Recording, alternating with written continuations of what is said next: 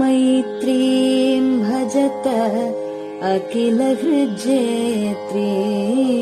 मैत्रीं भजत अखिलहृज्जेत्रीं मैत्रीं भजत अखिलहृज्जेत्रीम् आत्मवदेव परानपि पश्यत आत्मवदेव परानपि पश्यत युद्धं त्यजत स्पर्धां त्यजत युद्धं त्यजत स्पर्धां त्यजत त्यजत परेष्वक्रममाक्रमणम् त्यजत परेष्वक्रममाक्रमणम् मैत्रीं भजत अखिल மைத்ரீம் பஜத. பாடியவர் குமாரி சிவஸ்ரீ ஸ்கந்தபிரசாத். பெரியவா சரணம். வணக்கம். பெரியவா வானொலியின் காலை நிகழ்ச்சிகளுக்கு உங்களை அன்புடன் வரவேற்கிறோம். முதலில் பெரியவா சுப்பிரபாதம். பெரியவா சரணம். பெரியவா சுப்பிரபாதம். பாடியவர் ஸ்ரீமதி லதா ஸ்ரீதரன் அவர்கள்.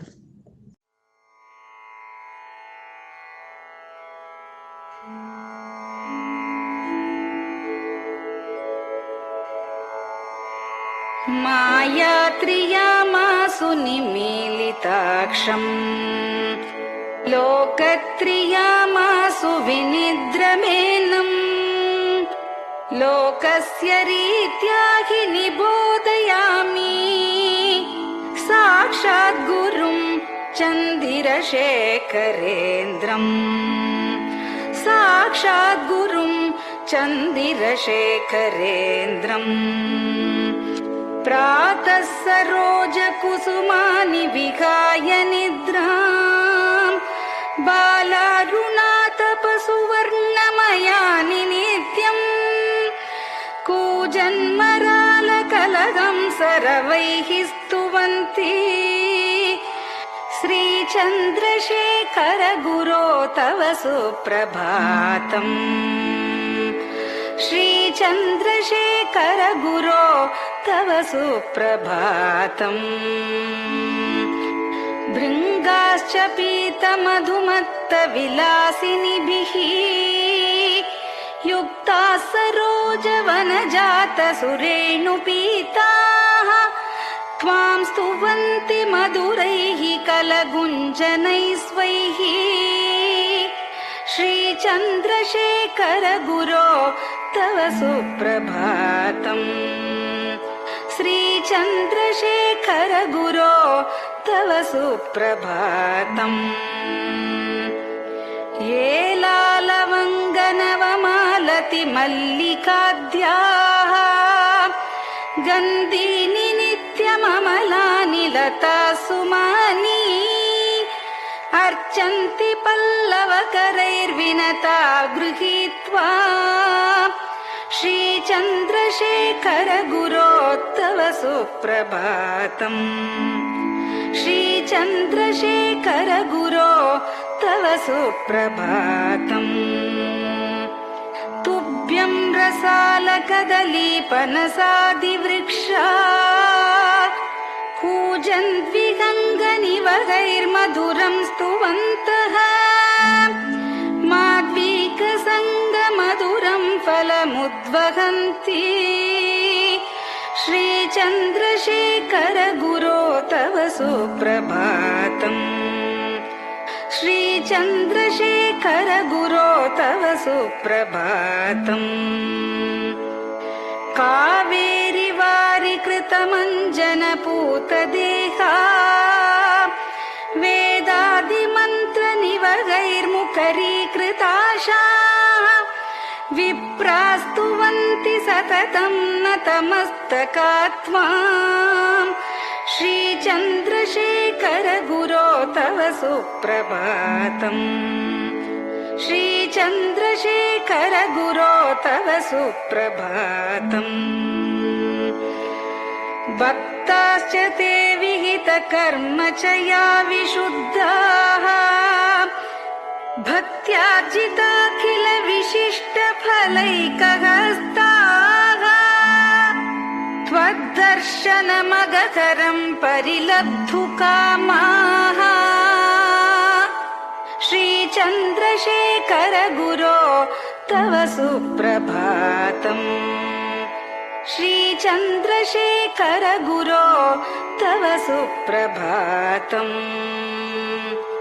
भूत्यासि तेन वपुषा भुविशैव तत्त्वम् शक्त्यार्पितेन मनसा वरशाक्ततत्त्वम् नारायणेति वदता वदनेन विष्णोः तत्त्वं त्वया प्रकटितं तव सुप्रभातम्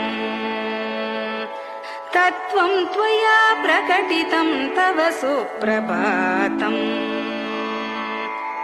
स्वामिन् पदाब्जमधुपा इव भक्तलोकाः सेवां विधातुमधुना तव जागरूकाः उत्तिष्ठ पङ्कजपदानि निधाय भूमौ पूर्वं वदामि विनतस्तव सुप्रभातम् पूर्वं वदामि विनतस्तव सुप्रभातम् इत्यष्टकं शुभकरं कलिकल्मषघ्नम् भक्तेन केनचिदहो परिजल्पितं च उत्थाय जल्पति नरो विनत प्रभाते सन्मङ्गलानि लभते बहुधातिशीघ्रम् सन्मङ्गलानि लभते बहुधातिशीघ्रम् सन्मङ्गलानि लभते बहुधातिशीघ्रम्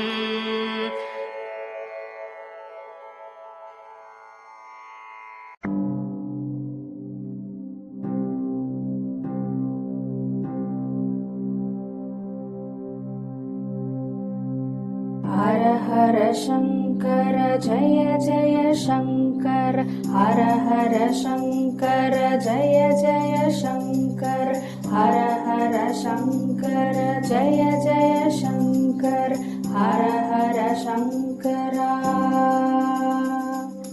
हर हर शङ्कर जय जय शङ्कर हर हर शङ्कर जय जय शङ्कर हर हर शङ्कर जय जय शङ्कर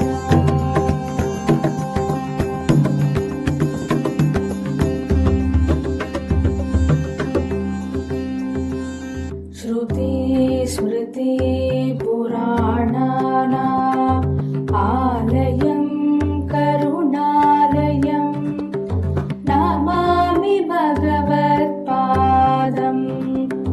शङ्करं लोकशङ्करं श्रुति स्मृति पुराणानाम् आलयं करुणालयं नमामि भगवत्पादम् शङ्करं लोकशङ्करम् हर हर शङ्कर जय जय शङ्कर हर हर शङ्कर जय जय शङ्कर हर हर शङ्कर जय जय शङ्कर हर हर शङ्कर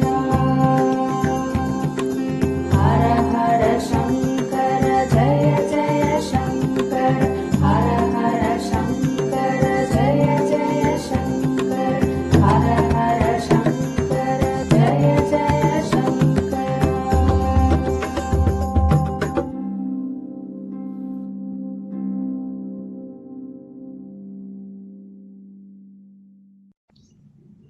பெரிவாச்சரணம். பெரியவா கராவலம்பம்.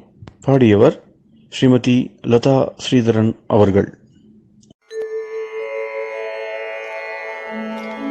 प्रातः स्मरामि भवदीयमुखारविन्दम् मन्दस्मितं च जनितापहरं जनानाम् प्रातः स्मरामि भवदीयमुखारविन्दम् मन्दस्मितं च जनितापहरं जनानाम् सम्पत्करीं च भवतोऽत्र कटाक्षलक्ष्मीं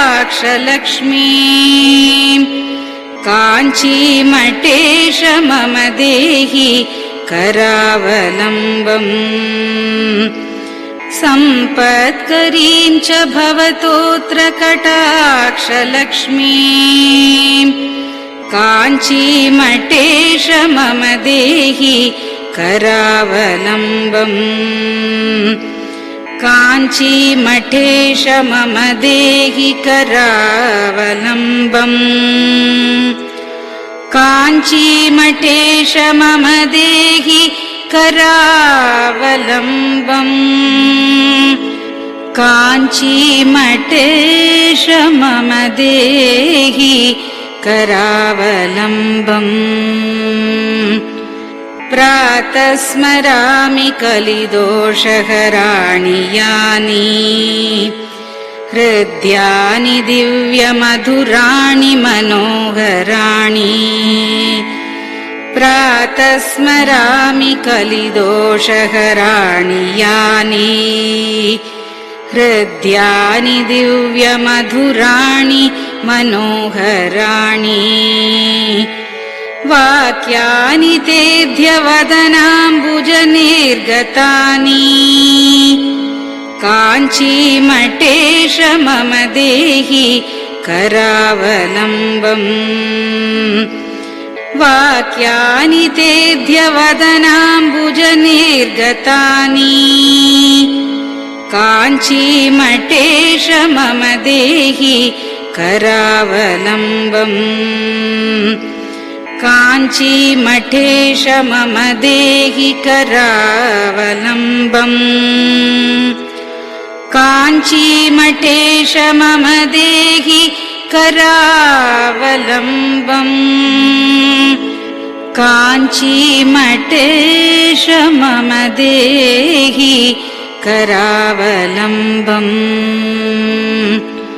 वक्षस्थलं विमलहेम समानवर्णम् भस्माङ्कितं जनमनोहर कुङ्कुमाक्तम् वक्षस्थलं विमलहेम समानवर्णम् भस्माङ्कितं जनमनोहर कुङ्कुमाक्तम् प्रातः स्मरामि भवतोऽत्र चिरं महात्मन् काञ्चीमठेश मम देहि करावलम्बम् प्रातः स्मरामि भवतोऽत्र चिरं महात्मन् काञ्चीमठेश मम देहि करावलम्बम् काञ्चीमठेश मम देहि करावलम्बम् काञ्चीमठेश मम देहि करावलम्बम् काञ्चीमठेश मम देहि करावलम्बम् मत्तेभतुल्यगमनं च निरीक्ष्यतेऽद्य यात्वा वनान्तरमनन्तगजाश्च लीनाः मत्तेभतुल्यगमनं च निरीक्ष्यतेऽद्य यात्वा वनान्तरमनन्तगजाश्च लीनाः प्रातः स्मरामि गजराजगतिं तवेदम् काञ्चीमठेश मम देहि करावलम्बम् प्रातः स्मरामि गजराजगतिं तवेदम् काञ्चीमठेश मम देहि करावलम्बम् काञ्चीमठेश मम देहि करावलम्बम् काञ्चीमठेश मम देहि करावलम्बम् काञ्चीमठेश मम देहि करावलम्बम् दक्षेण दण्डमवलम्ब्य सदैतरेण हस्तेन चारुकलशं च विराजमानम् दक्षेण दण्डमवलम्ब्य सदैतरेण हस्तेन चारुकलशं च विराजमानम्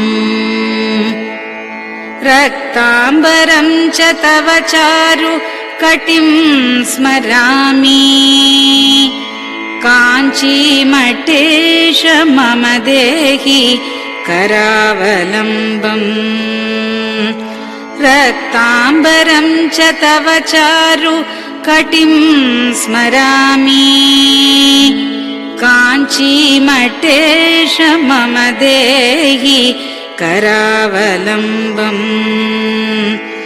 काञ्चीमठेश मम देहि करावलम्बम् काञ्चीमठेश मम देहि करावलम्बम् काञ्चीमठेश मम देहि करावलम्बम् विस्मृत्य दोषमखिलं च ममापराधम् त्रातुं च याध्य भगवन् कृतबद्ध दीक्षा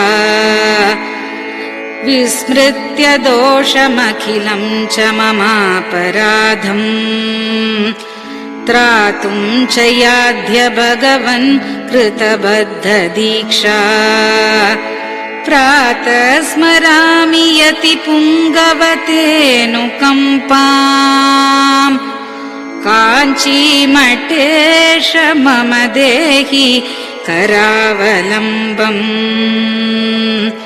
प्रातः स्मरामि यतिपुङ्गवतेऽनुकम्पाम् काञ्चीमठेश मम देहि करावलम्बम्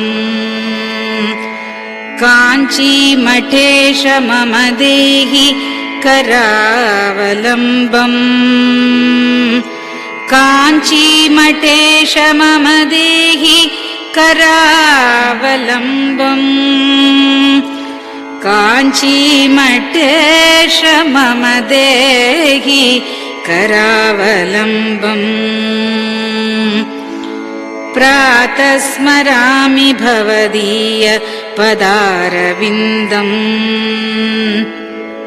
यस्मात् प्रयान्ति दुरितानि महान्ति तानि प्रातः स्मरामि भवदीय पदारविन्दम् यस्मात् प्रयान्ति दुरितानि महान्ति तानि आयान्ति तानि मुहुरुद्य सुमङ्गलानि काञ्चीमठेश मम देहि करावलम्बम्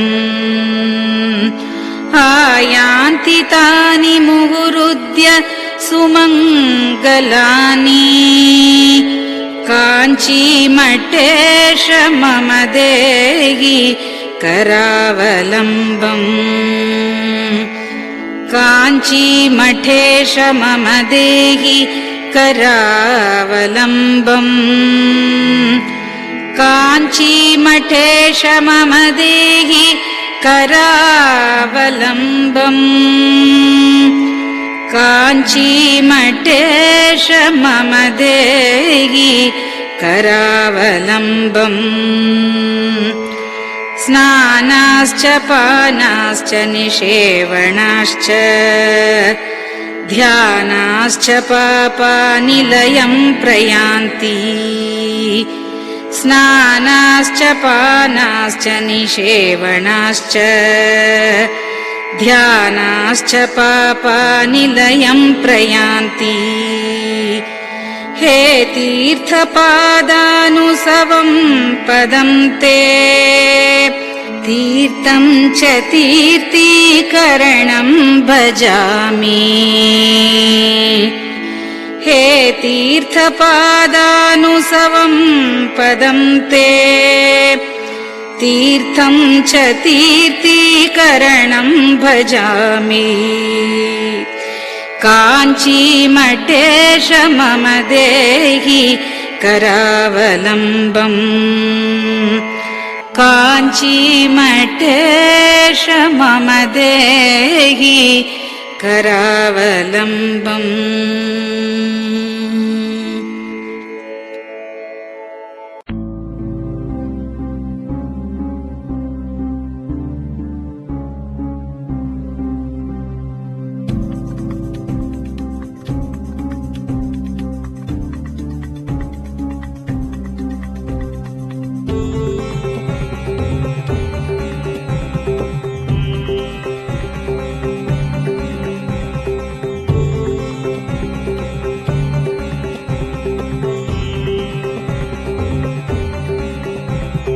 चन्द्रशेखर पाहि मां चन्द्रशेखर रक्ष मां चन्द्रशेखर पाहि मां जय चन्द्रशेखर रक्ष मां हर हर शम्भो शिव शिव शम्भो हर हर शम्भो शिव शिव शम्भो हर हर शम्भो शिव शिव शम्भो हर हर शम्भो शिव शिव शम्भो चन्द्रशेखर पाहि मां चन्द्रशेखर रक्ष मां चन्द्रशेखर पाहि मां जय चन्द्रशेखर रक्ष मां हर हर शम्भो शिव शिव शम्भो हर हर शम्भो शिव शिव शम्भो हर हर शम्भो शिव शिव शम्भो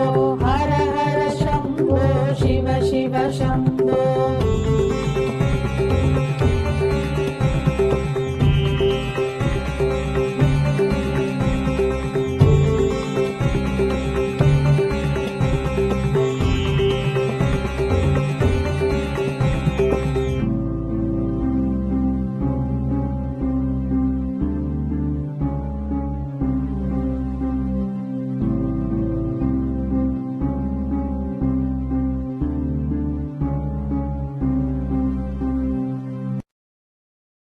பெரியவா சரணம். நீங்கள் கேட்க இருப்பது பெரியவா குரல். மகா பெரியவா உபன்யாசங்களில் இருந்து சில பகுதிகள். நமः பார்வதி பதயே கோவிந்தநாம கீர்த்தனம். நாமெல்லாம் உட்காந்துங்க, நாமளே சண்டை போட்டு நாமளே ஒண்ணு வேண்டிய மேலாம் அப்படியே குறுக்கு இதே சில இருக்கு. அதையும் சொல்லி நடுவில் சொல்லி கொண்டு சொல்லிடுறேன். எல்லாம் அப்பப்போ சொன்னதெல்லாம் சேர்த்து சொல்லிடுறேன். இன்னைக்கு காமிக்க வேண்டிய இருக்கு. ஆனா அவரால் இருக்கிற நிலையில இப்படி இப்படி சௌகரியம் இப்பிரகாரம் பார்த்து ஒரு எவ்வளவு சாத்தியம், எவ்வளவு முதல்ல நம்பிக்கை வருதோ அப்புறம் எவ்வளவு சாத்தியம் எல்லாத்தையும் பார்த்துக்கணும். திடீர்னு இப்படிதான் பண்ணலைன்னா கோவிச்சுக்கலன்னா கண்டத்தை மாத்திரம் இப்படி இப்படி இருந்தா கோவிச்சுனா ஜாஸ்தி வந்துட போதுங்களா முட்டை போடுவான்னு கோவில் கோவிச்சுன்றதுக்காக ஒன்றும் ஜாஸ்தி நடந்து போகுது. அதனால ஒரு ஊர்ல திருப்பி திருப்பி ஞாபகப்படுத்தணுங்கிறதுக்காக புருஷா எல்லாரும் சமையல் பண்ணணும். இப்ப அநேகமா அரிசி கூட ரேசம் வந்துடும் போல் இருக்கு. அந்த ரொட்டி வச்சு பண்றாள். அந்த மாதிரி லேசா அதிக சமம் இல்லாம பண்ணிட்டு வளர்ச்சி லேசா சாப்பிடுறான். அங்கே வேற பயிராய்க்குதான் சவாலுக்கு தான் கொடுக்குறாங்க. நான் சமைச்சு போயிட்டாலும் முக்கால் சீராக சாப்பிட மாட்டான். ஏன்னா நம்ம சாப்பிட மாட்டாங்க, சொத்தா கூட சாப்பிட மாட்டான். இந்த மாதிரி நாம எந்த கேள்வியா இருந்தாலும் சரி, நமக்கு மேல ஒரு கேள்வி இருந்தாலும் சரி, அந்த கேள்வி எடுத்துக்கணும். அவன் விட வேண்டாம், கேட்க வேண்டாம். அவனும் தனித்தனியா மேல் ஜாதி கேள்வி சாப்பிடுறது, இப்படி ஜாதிக்கு இந்த வித்தியாசம் வேண்டாம். நமக்கு ஜாதி வரிசைங்கிறது இந்த விஷயம் இல்லை. கடமையில காய் எடுத்து வேணும், நம்ம செய்ய வேண்டிய காய் எடுத்து வேணுமே தவிர வசதி காய்க்கு அதுதான் சண்டை இதுல காய் எடுத்து ஆண்டவே கடமை நாம் செய்ய வேண்டியது நம்முடைய கடமை. அந்த வர்ணத்துக்கு என்ன கடமை அந்த கடமையை நாம் நடத்த வேண்டியது. அதுல மாத்திரம் நினைச்சுக்கணுமே தவிர காய்கறி விஷயத்துல கூடவே விடாது. சாப்பாட்டுலாம் ரொம்ப வந்துருது. அதனால முதல்ல எல்லாரும் அவதான் எந்த பேச்சு இருந்தாலும் அவன் தன் கையாலையும் சாப்பிடுறது அப்படின்ட்டு. பிறகு வீட்டுல 10 இருக்கிறவங்க கூட ரொம்ப இங்கே வெளியில போனவங்க என்ன பண்றது தமிழகமே அந்த இருந்தாது எங்கேயான இடத்துல இது பண்ணி தயிராக வாங்கி இதன் வெட்டியாக வச்சுட்டு இன்னும் கூட சொல்லுவோம். ஆற்றுலேயே பூரி எடுத்துட்டு ஒரு வாரத்துக்கு இருக்காது. பாருங்க தொழில வாங்கி அங்கங்க சேர்ந்து பூரியை பற்றி சாப்பிட்டோம்னா உடம்பும் கிடையாது இல்லை. பாக்கி அவரு சாப்பிடுறதுன்னா உடம்பு தேவையான கிடையாது ஒன்றும் இதுல வழிவானவா. புரி வாங்கி சாப்பிடுறது அந்த தயிர் வாங்கி தயிர் வாங்கி சாப்பிடுறது அப்படின்னு ஒண்ணுன்னா இதெல்லாம் அங்கே போய் கொஞ்சம் சாதாரணம் வெட்டி எடுத்துட்டு தானே தான் மரம் எல்லாத்தையும் அப்படின்னு அவ்வளவா சமையல் பண்ணிக்கணும். புதுசாலாம் சமையல் பண்ணி கற்றுக்கணும். வாரத்துக்கு ஒரு நாளாவது சமையல் பண்றதுன்னு பழக்கம் கொடுக்கணும்னா ஒன்றும் தேவையில்லை. ரெண்டாவது மதியங்கிற வாஸ்தவா இருந்தாலும் ஒரு 10 இல்லாம நான் மாம்சம் சாப்பிடலன்னு நினைச்சுக்கிறேன். சிம்சம் பிராணிகளேன்னு நினைச்சுக்கிறத சாப்பாட்டு ஹிம்சை பண்ணாது அதிலும் ஒரு 16 மடங்கு 10 கட்டிக்கிறது ஹிம்சை பண்றோம். நாம் 10 கட்டிக்கிறதுனால எத்தனை வீடு அவங்கள்றான். அதனால 10 வேண்டான்னு வச்சா தேவை. 10 நிமிஷம் பட்டு இருக்கு. நம்ம மடத்துல சுவாமி அந்த விட்டு இருக்கேன். ஹிம்சை பண்ணாம 20 பட்டு இருக்கு. அது என்ன இது நான் 10 எதுக்காக ரொம்ப அழகா இருக்கு மெதுவா இருக்குன்னு நினைச்சிருக்கேன். அப்படின்னா இருக்காது. முரட்டு கலருக்காரு முரட்டுத்தனமா இருக்காது. அதனால அந்த மட்டும் வாங்கியும் பிரயோஜனம் இல்லை. அது ஆனா குளிர் நல்லா குளிர் அடக்கம் அவ்வளவுதான். அது வடக்க எண்டின்னு சொல்றது அசாமில் இருக்குது. எண்டின்னு சொல்ற 2-3 பேர் சொல்றா இருக்கு. இப்ப அந்த மட்டும் வாங்கி ஆகணும் இல்லை. வாங்கலாம். நல்லா குளிர் அடக்கமா இருக்கும். சீக்கிரத்துல போகாது. நல்லா கெட்டியா இருக்கும். இது அதுக்காக அதோட பிரச்சாரத்துக்காக சொல்லலை. இப்போ அது நான் வியாபாரம் பண்ண வைப்போம். சுவாமிக்கு 10 பேர் சுவாமிக்கு அர்ப்பணம் பண்ணோம்னா மோட்டா வரனாலும் இருக்கட்டும் சுவாமிக்கு ஒரு 4-5 வருஷமா உபயோகப்படுத்திட்டு இருக்கேன். அது மாத்திரம் தான். இந்த பட்டெல்லாம் வச்சு கொடுக்க வேண்டாம்ட்டு 4 வருஷம் மாற்றிருக்கேன். அதனால நாங்கள் எல்லாமே இந்த 10 குறைய அது இல்லாம சாப்பிடுறோம். ஒவ்வொரு குடும்பத்திலையும் குறைச்சா கடனே இருக்காது. மாச முடிவுல சிரமப்படுறவன் அந்த சிரமம் வரவே வராது. நமக்கு நம்ம நாட்டு இன்னும் 2 குடும்பத்தை நம்ம ரசிக்கலாம். நம்ம வருமானத்தை வச்சு அதுக்கும் சரி பாபமும் சரி. சாதியில பாபம் இருக்கா இல்லையா அது வேறு சமாச்சாரம். உடம்புக்காக நோய் சொல்றேன். இப்ப அதெல்லாம் நான் அதுல அதிகாரி இல்லை சொல்றதுக்கு ஒண்ணு சொல்லலாம். நம்ம விரிவாலாம் இல்லாம இன்னும் கிரகமாக இருக்கா எல்லாரும். இதெல்லாம் ஒன்றும் சாப்பிடாம கிரகமாக தான் இருந்தா ஏதாவது ஒரு பதில் எப்படியானு பண்ணிக்கிறது. மலையாளத்துல கஞ்சின்னு ஒன்று போட்டு சாப்பிட்ற காரணம் இது. அதுக்கு பலா இலை எல்லாம் வச்சு அது ரொம்ப சுவாரஸ்யா பண்றாரு. காரணத்துல கஞ்சி ஒன்றும் பண்றேன். ஏதாவது பண்ணிக்க மோரை போடுறது கஞ்சி போடுறது எண்ணெய் சாப்பிட்டு வேணும்னா கால வேலைக்கு வேற வேணும் பண்ணிக்கலாம். ஒரு கோவில் கஞ்சி ஒரு மோர் ஏதாவது பண்ணிக்கலாம். உடம்பு கெடுதல் இல்லாம இருக்கிறதுக்கு பண்ணிக்கலாம். இது ரொம்ப பணமும் ரொம்ப வீணாப்படுறது. பணம் வீணாப்படுறது பாவம் இருக்கு 10 இல்லை. நாம் நேரம் கொலை பண்ணாங்க கூட நாம் மண்டத்தினால எத்தனையோ பேர் கொலை பண்றோம். அதனால இந்த 10 குடையாங்கிறது இல்லாம இருந்தா தேவையில்லை. அது புருஷன் எல்லாரும் எங்க போனாலும் தானே சமைச்சுக்கணும். வேற எந்த இடத்துல போய் ஒன்றும் சாப்பிட வேண்டாம். இந்த தமிழ்நாட்டு எல்லாரும் தமிழ்நாட்டிலே புருஷாலும் எத்தரும் ஆத்துல 10 வேண்டாம்.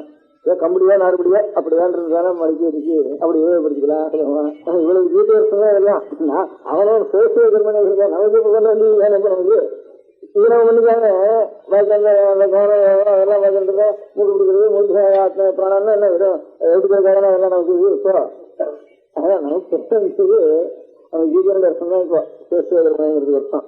நாம் செய்ய வேண்டியது நீங்க கவனிச்சுக்கணும். அதனால பட்டுப்பட வேண்டாம். கிளப்புக்கு சாப்பிட போக வேண்டாம். காசு வேண்டாம். இது ஒண்ணும் தோன்றது எனக்கு. பாய் குழந்தைகள் கொஞ்சம் பெரிய வேலை வச்சுதானே அதுக்கு வர இப்போ வெள்ளைய வீட்டுல ஒரு மேதியார் வீட்டுல நாயுடு வீட்டுல அவளதான் இது வரைக்கும் எப்படி பழக்கம் இருந்தாலும் ருத்துவானத்துக்காக கல்யாணம் பண்றதுன்னு பரம்பரையா ஏற்பட்ட குடும்பங்கள்ல ருத்துவானத்துக்காக கல்யாணம் ஆன வரைக்கும் ஆட்டுக்குள்ளே வச்சுட்டு அவளுக்கு வேணும் படிப்புன்னா அது சொல்லிக் கொடுக்குறது. வெளியில் அனுப்பாம தேவையில்லைன்ட்டு அது ஒரு அபிப்பிராயம் எனக்கு. அது எப்போ ஒரு நாள் சொன்னா மறந்து விடுறது அநேக காரியங்களை மறந்து விடும். அதுக்காக இன்னொரு திரும்பி எல்லாத்தையும் சேர்த்து குழந்தைகளை ஆத்திலேயே வச்சுக்கிறது. ஆத்திலேயே சில புத்தகங்கள் அதுக்கு தானா நேர் இருக்கு. இன்னும் புத்தகங்கள் இருக்கு. தமிழ்லயே அர்த்தம் போட்ட புத்தகங்கள் இருக்கு. தமிழ்ல 19 திருப்பி அர்த்தம் போட்டு தானா தெரிஞ்சுக்க முடியாத நல்ல சாஸ்திர விஷயங்களையும் சம விஷயங்களையும் பக்தி விஷயங்களையும் இப்ப நாராயணன் வச்சு போட்டுருக்கா இருக்க மலையாளத்துல இருந்து நல்லா போட்டிருக்க 19 திருப்பி போட்டிருக்க. அப்படி ஒரு 10 100 அர்த்தத்தோட அந்த அர்த்தத்தையும் சேர்த்து நல்ல தியானம் வந்து ஈஸ்வரானுகிரகம் கிடைச்சிடும். அது திரும்ப போரும் குழந்தைகளுக்கு. அப்புறம் பின்ன ரொம்ப பிரவதிக்காடுவா இந்த அதனால சீக்கிரத்திலையும் இல்லை. அவன் சட்டம் 14 15 கூட நம்முடைய நிர்பந்தம் காரியங்கள்ல ரொம்ப நாள் அவர்களுக்கு குழந்தைகளுக்கு கல்யாணம் கூட இருக்கிறது. அது வரைக்கும் உள்ள இந்த படிப்பு இருக்கிறதுன்னு வச்சுருந்தோம்னா கொஞ்சம் நாளைக்கு பக்தி உண்டாகும். கல்யாணத்துக்கும் சீக்கிரத்துல சீக்கிரம் ஆட்டுக்குள்ள வச்சுருக்கோங்கிற வேலை நம்ம வச்சிருக்கோம். கல்யாணம் ஆகலையோங்கிற வேலைக்கு நான் பாட்டுக்கும் அவளை இது வைக்கணுங்கிறது வேற வேணும் அவளை சேவா சம்பாதிக்கிறது நமக்கு கல்யாணம் ஆகையாக நிற்கிறது கொஞ்சம் மனசுல திட்டப்படுறது இப்படி எல்லாம் கூட ஏற்பட்டு போயிடுறது. அதுக்காக எனக்கு சொத்து விட்டு சட்டம் கொடாமனா ஐயர் ராஜாங்கங்களை வேற அநேக லோஞ்சிருக்கப்போ இந்த சவங்களுக்கு எல்லாத்துக்கும் பொதுவாக நினைக்கிறது குழந்தைகளுக்கு கல்யாணம் காட்சி இது வரைக்கும் பெரிய குடும்பங்கள்ல எப்படி இது வரைக்கும் வச்சுட்டு இருக்காளோ அந்த மாதிரி விவேகானந்தத்துக்கு இந்த ரிஷிகானத்துக்கு அப்புறம் வரைக்கும் அந்த மாதிரி கிடையாது இருக்குது. இதுவரைக்கும் நல்ல நகர்ந்து பாண்டியத்தில் இல்லை. இப்ப அந்த நிலை வந்திருக்கிறதுனால அந்த நிலை பரம்பரையா இருக்கிற குடும்பங்கள்ல எப்படி பண்ணிட்டு இருக்காளோ அதே மாதிரி கல்யாணத்துக்கு வரும் விவேகானத்துக்கு குழந்தைகளை ஆச்சரியம் உட்காந்து அவளுக்கு நல்ல விஷயங்களை அங்கேயே படிக்க முடியாக அவருக்கு அதுவே சொல்ல முடியாக ஒரு நல்ல நமக்கு வேணும். ஒரு பிடிப்பு வேணும். ஒரு பிடிப்பு இல்லாத வருஷம் இருக்கக்கூடாது. ஒரு நல்ல ஒரு விஷயத்துக்கு வேணும் அவனை பிடிச்சுக்கணும். அதுதான் நமக்கு மனசு தீர்வு. இது அதைத்தான் எல்லாரும் இப்போ ஞாபகம் இருந்தது. அதாவது எல்லாரும் சமையல் பண்ணி லேசா ஆகாரம் பண்ண முடியாம பழக்கணும். அது நமக்கு கிளப்புல போய் சாப்பிட வேண்டாம் வேணும். அதுக்கப்புறம் பத்து வேண்டாம்னு தோன்றது, காப்பி வேண்டாம்னு தோன்றது. நம்ம குலத்துல பரம்பரை அந்த ஒரு நிதானஸ்தானம் ஒவ்வொருத்தரும் எடுக்கணும் அப்படின்னு தோன்றது. குழந்தைகள் வரதுக்கு அப்புறம் கல்யாணம் ஆகிற வரைக்கும் ஆத்திரியை வெளியில எங்கேயும் போக முடியாது வச்சாங்க. ஆத்திரியை இருந்து அவளுக்கு இந்த பகவத் பக்தி இருக்கக்கூடிய நல்லா தமிழ் அர்த்தம் நல்லா பழமைதான் புத்தகங்களை வர வச்சு அந்த மாதிரி புத்தகங்களை வச்சு அப்படியே அவளுக்கு மனப்பாடம் பண்ண முடியாது பண்ணி அவளுக்கு யுத்தத்தையும் உண்டாகி பகவத் பக்தியும் உண்டாக முடியாது அந்த காலத்துல பண்ணி முடிவு இங்க வரைக்கும் நம்முடைய எத்தனை வகை பண்ணாலும் அவளை சீக்கிரத்தில் கல்யாணம் ஆக முடியாது. நம்மளை பிராக்டிஸ் செஞ்சு அதை பண்ணணுங்கிறது இவ்வளவும் நாங்களே சொன்னதுதான் கேட்டேன். எண்ணத்துலதான் விட்டுட்டேன். கடைசியில் சொன்னது ஏதானும் கடைசி வருஷம் ஒரு நாமம் அல்லது ஒரு ஜபம் காயத்ரி பேசுனாலும் இதை விடாம எல்லாரும் செய்யணும். நாம் ஜாதியில வசதி இன்னும் ஜாதியில மற்றவங்கிற அந்த நினைவு வேண்டாம். நாம் ஜாதிக்கு என்ன கடமை செய்யணும், பகவானுக்கு நாம் செய்ய வேண்டிய நினைக்கிறீங்கன்னா லோகத்துக்கு நாம் செய்ய வேண்டிய நம்முடைய கடமை என்ன அப்படிங்கிறது அதுக்காகத்தான் வச்சுக்கணும். இந்த ஜாதி அதுக்குவே ஒரு தவிர அது அந்த காலத்துல இந்த ஜாதிங்கிறது நமக்கு ஜாதிய வசதி கருத்துங்கிற ஒரு பேதம் இல்லாம ஆகிறதுக்கு காரணம் என்ன இருந்ததுன்னாக்கா பக்தியும் நிறைய இந்த நேரத்துல இந்த எந்த ஜாதியா இருந்தாலும் பக்தாளா இருக்கிறதால கோயில் ஒன்று வச்சு அவளை சுவாமியா பண்ணி புரியுது அவளுக்கு உற்சவம் பண்ணி அப்படிதான் பண்ணிட்டு இருக்கோம். நமக்குலாம் சட்டா மெத்தால் பகவானுக்கு சந்திச்சுட்டால அப்புறம் அவளை கட்டணும் நீங்க எனக்கு வேணுட்டு இப்போ இல்லை நாம பூஜா பண்ணது 1000 வருஷங்களுக்கு வந்து சிவாலயங்கள்ல சரி விஸ்வாலயங்கள்ல சரி அதுல பகவத்பக்தி நிறைய புரிஞ்சுட்டு சட்டா பகவான் மாதிரியே வேலை. அது பக்தி சாஸ்திரத்துல மாத்திரம் இல்லை, மகாபாரத ராமாயணம் சொல்லி கூட பிரம்மவியாசாவை கூட்டாளு வீரர்களை கூட்டாளு சட்டா எவ்வளவு ஜாதியில வந்து கர்மானஸ்தானம் எல்லாம் வந்து ஏற்பட்ட தோஷமானது பக்தி சாஸ்திரத்துல மாத்திரம் இல்லை, மகாபாரத ராமாயணம் சொல்லி கூட பிரம்மவியாசாவை கூட்டாளு வீரர்களை கூட்டாளு சட்டா எவ்வளவு ஜாதியில வந்து கர்மானஸ்தானம் எல்லாம் வந்து குணங்கள் இருக்கு, தோஷம் இருக்கு. தோஷங்கிறதுக்கு ஒரு மாற்று வேணும். அங்கிருந்து அதுக்கு நல்ல தர்மமும் பக்தியும் எத்தனை வளர்ந்ததோ அத்தனைக்கப்புறம் இந்த தோஷங்கள்லாம் இருக்கணும். அதனால தூரம் வாழ்க்கை இருக்க முடியாத காரியங்கள்னால இப்போ அநேகமா இப்ப லைஃப்ல இந்த பழைய நாள்ல எல்லாம் எடுத்துட்டு முடியா அதே பழைய நாள்ல அந்த சிலாசாசம் தாமசாசம் சிலாசாசனங்கள்லாம் இருக்கு. அந்த ஏன்னு ஒரு பிராமணத்தினுடைய ராஜ்யம் முழுக்க இதனாலேயே நடக்குது. இந்த எலெக்ஷன் நடந்ததுதான் ஓட்டு கொடுத்துதான் நடந்துருக்கு.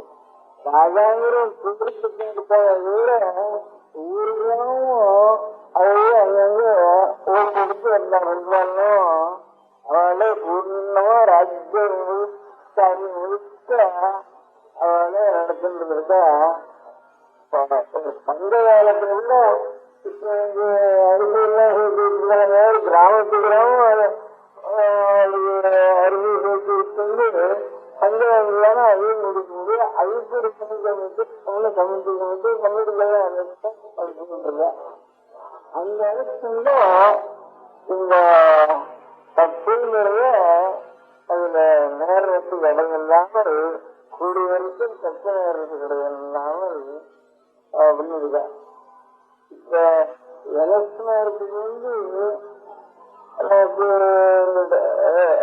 எலக்ஷனுக்கு இதெல்லாம் வரத்துல நேரம்னா யாரும் சில உத்தியோகஸ்தால் மாத்திரம் தப்பு பண்றது லங்காங்க சாதாரண பெரிய பெரிய எலக்ஷன் எல்லாரும் கொஞ்சம் பரவாயில்ல வருது. எல்லாரும் அவனுக்கு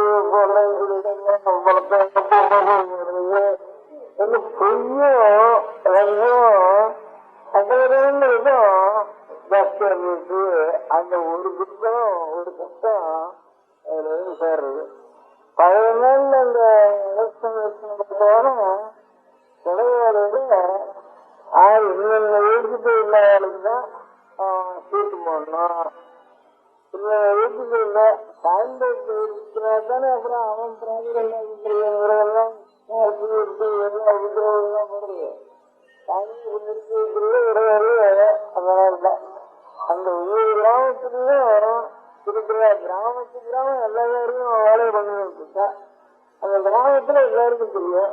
இன்னொன்னு வீட்டுக்கு எல்லாருக்கும் வேலைன்னா அதை அழைச்சு போதும் அப்படின்னுட்டு எனக்கு ஆரோக்கியம் இவங்க வீட்டுக்கு எந்த வேலைக்குள்ள ஆரோக்கியம் அது போதும் அப்படின்ட்டு அப்படி நினைக்கிறத குளிச்சு சாமி வந்து ஒரு பெருமாள் சமூகம் வந்து ஒரு 5 குழந்தை 4 குழந்தை எடுத்து அந்த குடிக்கு சீட்டுகளை சின்ன சீட்டு போட்டா அதை பற்றி குடிக்கு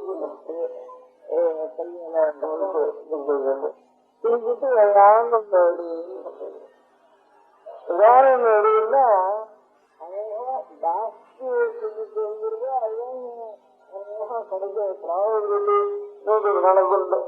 இந்த பிராவடி ஜாஸ்தி வந்துருது. அதுதான் கையில வரும். அதுல கொடுத்துருக்கீங்க இல்ல அப்படியான மைனாரிட்டியா இருக்கிற வந்தாலும் பாவம் இருக்கிறதுனால வேலைக்கும் போடணும் அப்படின்ட்டு இவ்வளவு வீட்டுக்கு இருக்கிற வரைக்கும் உனக்கு ஆயுத போடணும்ட்டு அப்படி போட்டுருந்தா. அப்போ இவன் இந்த சாயந்தரம் தீர்மானம் வந்து அவன் அவன் அபராதங்களை பார்த்து அதுல சண்டை வந்து அதுல லங்கம் எடுத்து அதுல போய் சொல்லி இவரு இந்த தோஷங்களே இல்லாமல் அந்த காலத்தில் நடந்திருக்கு. ஆனா அது முடியாதோ அது அவளுடைய வேலை.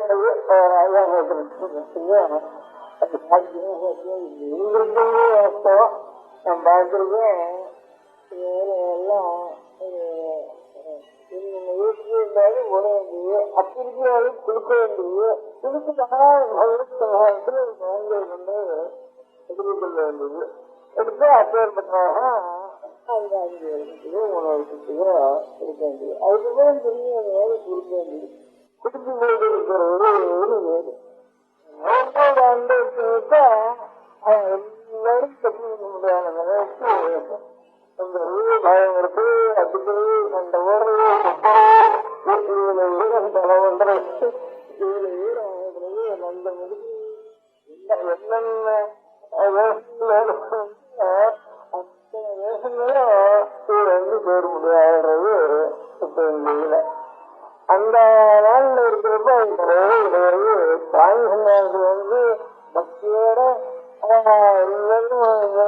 உனக்கு அவனுக்கு போதும் அப்படின்னு அப்படி வேறு குழந்தை வந்து இருந்து நடக்கட்டும் அப்படின்னு இந்த யோகங்களுக்கு இடம் இல்லை.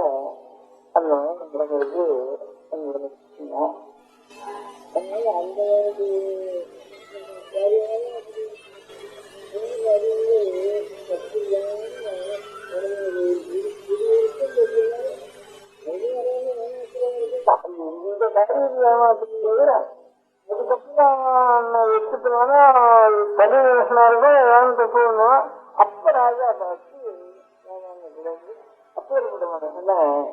இருக்கிறது. அதுக்கு வேறு கற்று வேறு இந்த மாதம் தான் 50,000 அந்த தேசத்துல திரும்பி இருக்கு.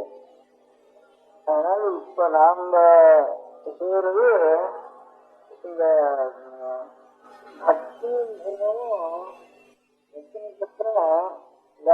பக்தி இருக்கு.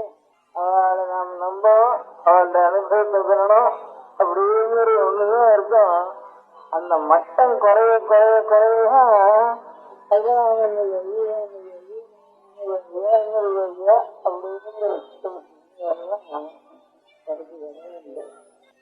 நம பார்வதி பதையே. ஈஸ்வர பக்தியை பற்றி ஒரு 1000 வருஷத்துக்கு முன்பு 1000-2000 வருஷங்களுக்கு முன்பு எவ்வளவோ மனசு உருவ முடியாத பக்தி நிறைந்த நூல்கள் இருக்கு. அதுக்கு தேவாரம், திருத்தாண்டகம், திருவாசகம் இப்படி எல்லாம் பேரு. அது பண்ணினால் அநேகம் பேர் வேற உலகத்தினுடைய காரியங்களை முக்கியமாக வைத்துக் கொள்ளாமல் ஈஸ்வரனுக்கு பணி செய்வது, ஈஸ்வரனுடைய கஷேத்திரங்களை போய் தரிசனம் பண்றது, ஒவ்வொரு கஷேத்திரங்களையும் போய் அவனை மனசுரையாக பாடுகிறது, அங்கிருந்து இன்னொரு கஷேத்திரத்துக்கு போறது, தீர்த்தங்களுக்கு போறது, கஷேத்திரங்களுக்கு போறது, இப்போ அவனுடைய புகழையே பாடிட்டு போறது. அந்த மாதிரி சமீப காலத்துல ஒரு 1000 வருஷத்துக்குள்ள, ஒரு 600 வருஷத்துக்குள்ள, 400 வருஷத்துக்குள்ள திருப்புகழ்னு சுப்பிரமணிய சுவாமியுடைய புகழையே பாடிட்டு போய் ஊருக்குறா போய் பாடிட்டு போய் அப்படி ஒரு மகானத்தில் இருந்தார் அருணகிரிநாதன். நாளைக்கு பத்னத்துல கோவில்ல அவருடைய விக்கிரகத்தை கூட பிரதிஷ்டை பண்ற.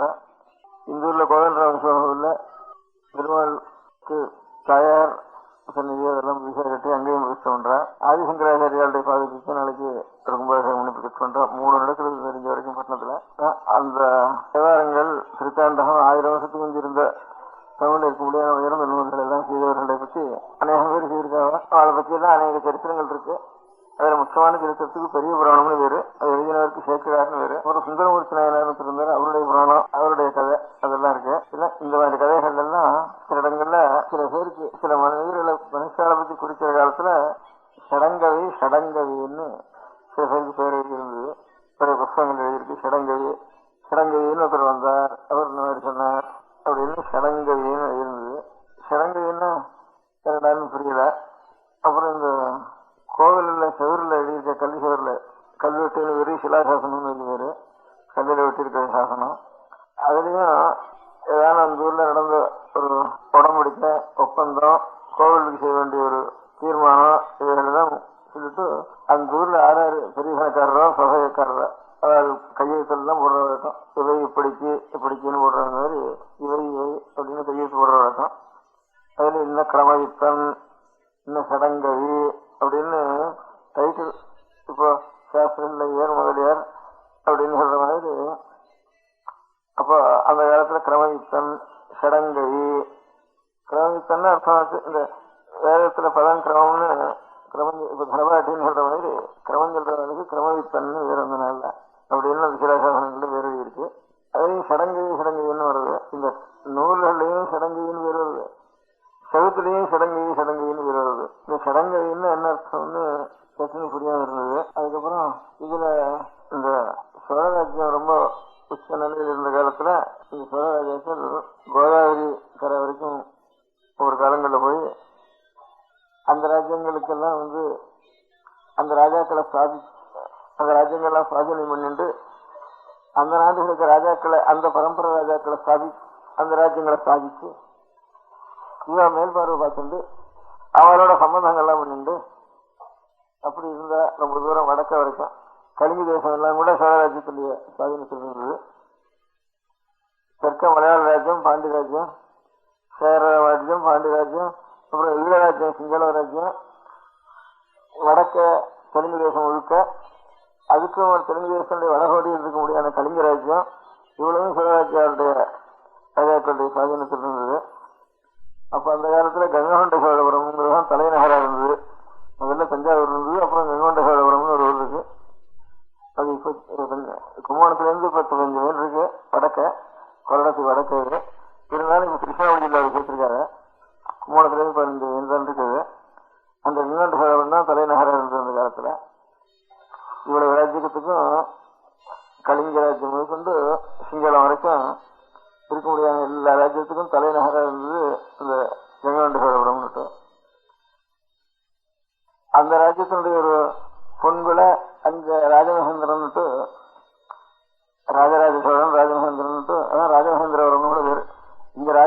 சோழன் ராஜேந்திர சோழன் பேரு, அங்க ராஜமகேந்திரன் பேரு. அங்க கோதாவரியில இவாளுடைய ஒரு கிளைகள் இங்க ராஜ்யபரமணியனுக்கு அங்க இவ பொண்ணு கொடுத்து அதுல இருந்து பிறந்த ஒரு பொண்ணு வீட்டு பேரெல்லாம் கூட அந்த ராஜ்யத்து தெலுங்கு தேசத்துல பிறந்த பொண்ணு வீட்டு பேரெல்லாம் கூட இங்க ராஜ்யத்துல வம்சம் இல்லாம போறப்போ சோழராஜ்யத்துக்கே வந்து ராஜ்ய பரிபாலனை பண்ணிருக்கா. அப்புறம் இங்க இருந்து அங்க போறது, அங்க இருந்து இங்க வருது அப்படின்னு அப்படி எல்லாம் வச்சுட்டு இருக்கா. இங்க இருந்து அங்க போறப்போ இங்க இருந்து அநேக வேத வித்துக்களை அங்க அழிச்சுன்னு போயிருக்கா. ஆயிரக்கணக்கான வேத வித்துக்களை தமிழ்நாட்டுல இருந்து அங்க அழிச்சுன்னு போயிருக்கா. அங்க அழிச்சுன்னு போய் 4-5 இடத்துல அவளுக்கு பெரிய இடங்கள்லாம் விட்டு, அவளுக்கு மானியங்கள்லாம் விட்டு, வீடெல்லாம் கொடுத்து, அங்க கோவில்கள் எல்லாம் கட்டி, இந்த நாட்டுல எவ்வளவு பெரிய கிரகாரங்கள் இருக்கோ இதனாலும் பெரிய கிரகாரங்களாக அங்க இருக்கிறதுல ஏற்பாடு பண்ணியிருந்தா. அப்ப அதுல சில செப்பேடுகள் ஆப்பிட்டுது.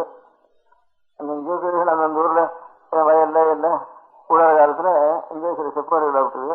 அதை சர்க்காரில் எடுத்து பார்த்தா எல்லாம் சம்ஸ்கிருதத்தில் எழுதியிருக்கு, நிறைய இருக்கு. அதுல இன்ன ஊருக்காரன், என்ன வேதம் முடிச்சவன், அவன் பேர் என்ன, அருளாள பட்டன், சிவகங்கவுடையான் பட்டன், திருவரங்கவுடையான் பட்டன், அம்பல கூத்தாடுவான் பட்டன், நாகேஸ்வரவுடையான் பட்டன் இப்படி எல்லாம் பேர் இருக்கு. சில பேருக்கு சகஸ்திரம்னு பேர் இருக்கு. சில பேருக்கு என்ன சுவாமேஸ்வர சடங்க இருக்கு அப்படின்னு தமிழ் பேரே இருக்கு. அங்க இருக்கிற அந்த நாட்டுல கிடைச்சிருக்கிற இதெல்லாம் தமிழுடைய பேர் இருக்கு. இங்க உள்ள இருக்கிற சுவாமிக்கெல்லாம் அந்த பேர் இருக்கோ அந்த பேர்லாம் சொல்லி ஒரு டைட்டில், அந்த டைட்டில் சகஸ்திரம் ஒரு பெட்டு, பட்டன் ஒரு டைட்டில், சடங்கவித்துன்னு ஒரு டைட்டில். சடங்கவித்துங்கிறதா இங்க சடங்கவின்னு பண்ணியிருக்கான். பெரிய பிராணரியான எல்லாம் சடங்கவின்னு சொல்றதும், இதுல இந்த கல்வெட்டுல தமிழ் தேசிய கல்வெட்டுல சடங்கவின்னு எழுதிக்கிறதும், அந்த செப்பரேட்ல சடங்கவித்துன்னு எழுதிக்கிறதும் சரி ஒன்னா இருக்குதுன்னு அர்த்தம் பண்ணிட்டேன். சடங்க வித்துன்னா வேத வித்துன்னு சொன்னா வேதத்தை அறிந்தவன்னு அர்த்தம். சடங்க வித்துன்னா 6 அங்கங்களை அறிந்தவன்னு அர்த்தம். வேதமோட ஆரங்கம் வாங்கினானேன்னு தேவாரங்கள்ல திருவாமூரியில வரப்பெல்லாம் வேதம் ஆரங்கம்னுட்டு வேதத்துக்கு அங்கங்கள் 6. அதனால வியாக்கரணம்ங்கிற அங்கம், அதான் வாய் உரங்கம் அவயவம் ஒரு வகைதான். வியாக்கரணம்ங்கிறது வேதத்துக்கு வாய், ஜோதிஷாஸ்திரங்கிறது கண்ணு, நிருத்தம்ங்கிறங்கம் அதாவது நிகழ்ந்தது இந்த பதத்துக்கு என்ன அர்த்தம் சொல்றது அது காது. சப்தசாஸ்திர முகம் ஜோதிஷம் சுதி ஸ்தோத்திரமுக்தம் நிருத்தம் கல்பக்கரவ்.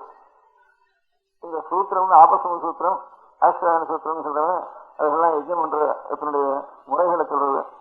அதெல்லாம் கை கரங்களுக்கு ஒப்பானது.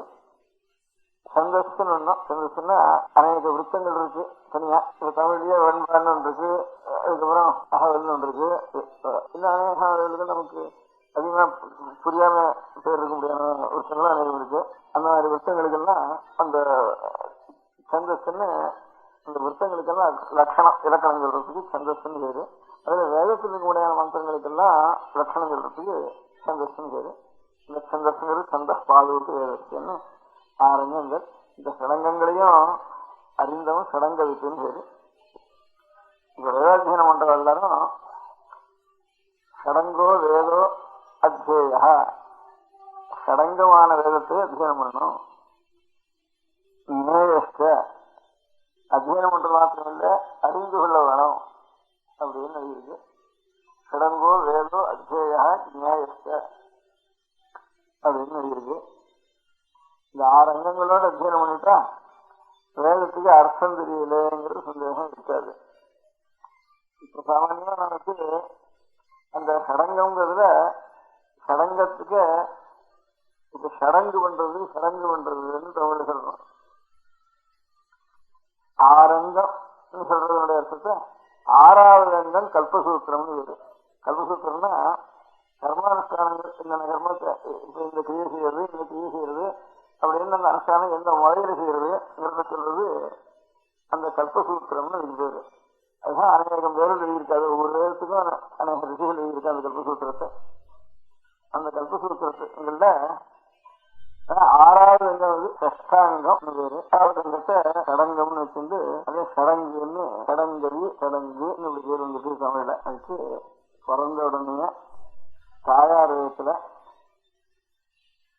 முதல்ல இந்த பிண்டம் நம்முடைய சரீரம் இருக்க இந்த பிண்டம் நம்முடைய தாயார் விதத்துல எப்போ உற்பத்தி ஆகிறதோ இந்த கணத்துல இந்த ஜாதகங்கள்லாம் பண்றவங்க இந்த புறக்கலை ஜாதகம்னு, இந்த புறக்கலை ஜாதகம் கூட சரியா இருக்காதுன்னு சொல்றது. உங்களுக்கு பஞ்சாங்கத்துல ஒவ்வொரு பஞ்சாங்கம் ஒவ்வொரு தப்பா இருக்கு. இந்த பஞ்சாங்கத்தை நம்பி ஜாதகம் நினைக்கிறதே தப்பா போடுறது. அதனாலதான் இவ்வளவு தப்பு ஏற்படுறது ஜாதக பலன்கள் எல்லாம் கூட. அதுல அந்த ஆதிசாஸ்திரத்திலேயே அப்பப்ப யந்திரங்களை பார்த்து சுத்தி பண்ணி அந்தந்த காலத்துல அந்த கிரகங்களுடைய விதிகளை பிரத்யட்ச, அதுக்காக யந்திராத்தியாயம்னு தனித்தனியா யந்திரங்களை பத்தி சொல்லிருக்கு.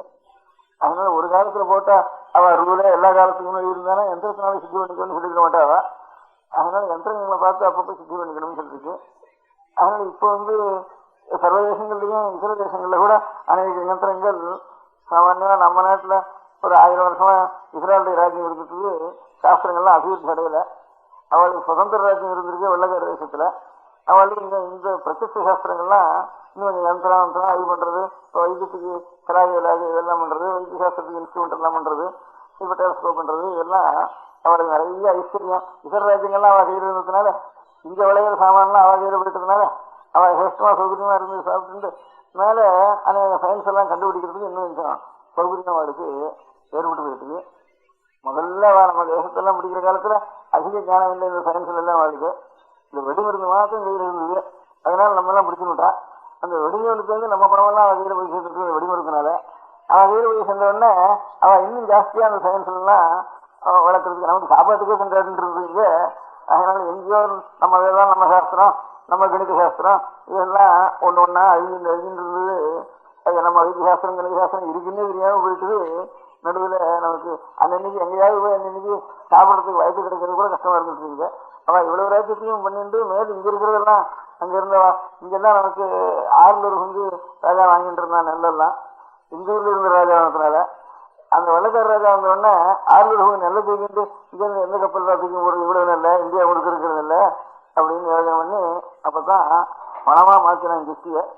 பணமா மாத்தினோடனே அவன் பணம் கையில வச்சிருக்க கிடையாது. நத்துவ பணம் கொடுத்து அப்ப முதல்ல கடன் 6 ரூபா இருக்கிறதுன்னுட்டு அந்த 6 ரூபா நீங்க கொடுக்கறதுக்கு கிஸ்டி கொடுக்கறதுக்கு சிந்தாடி போயிடும்.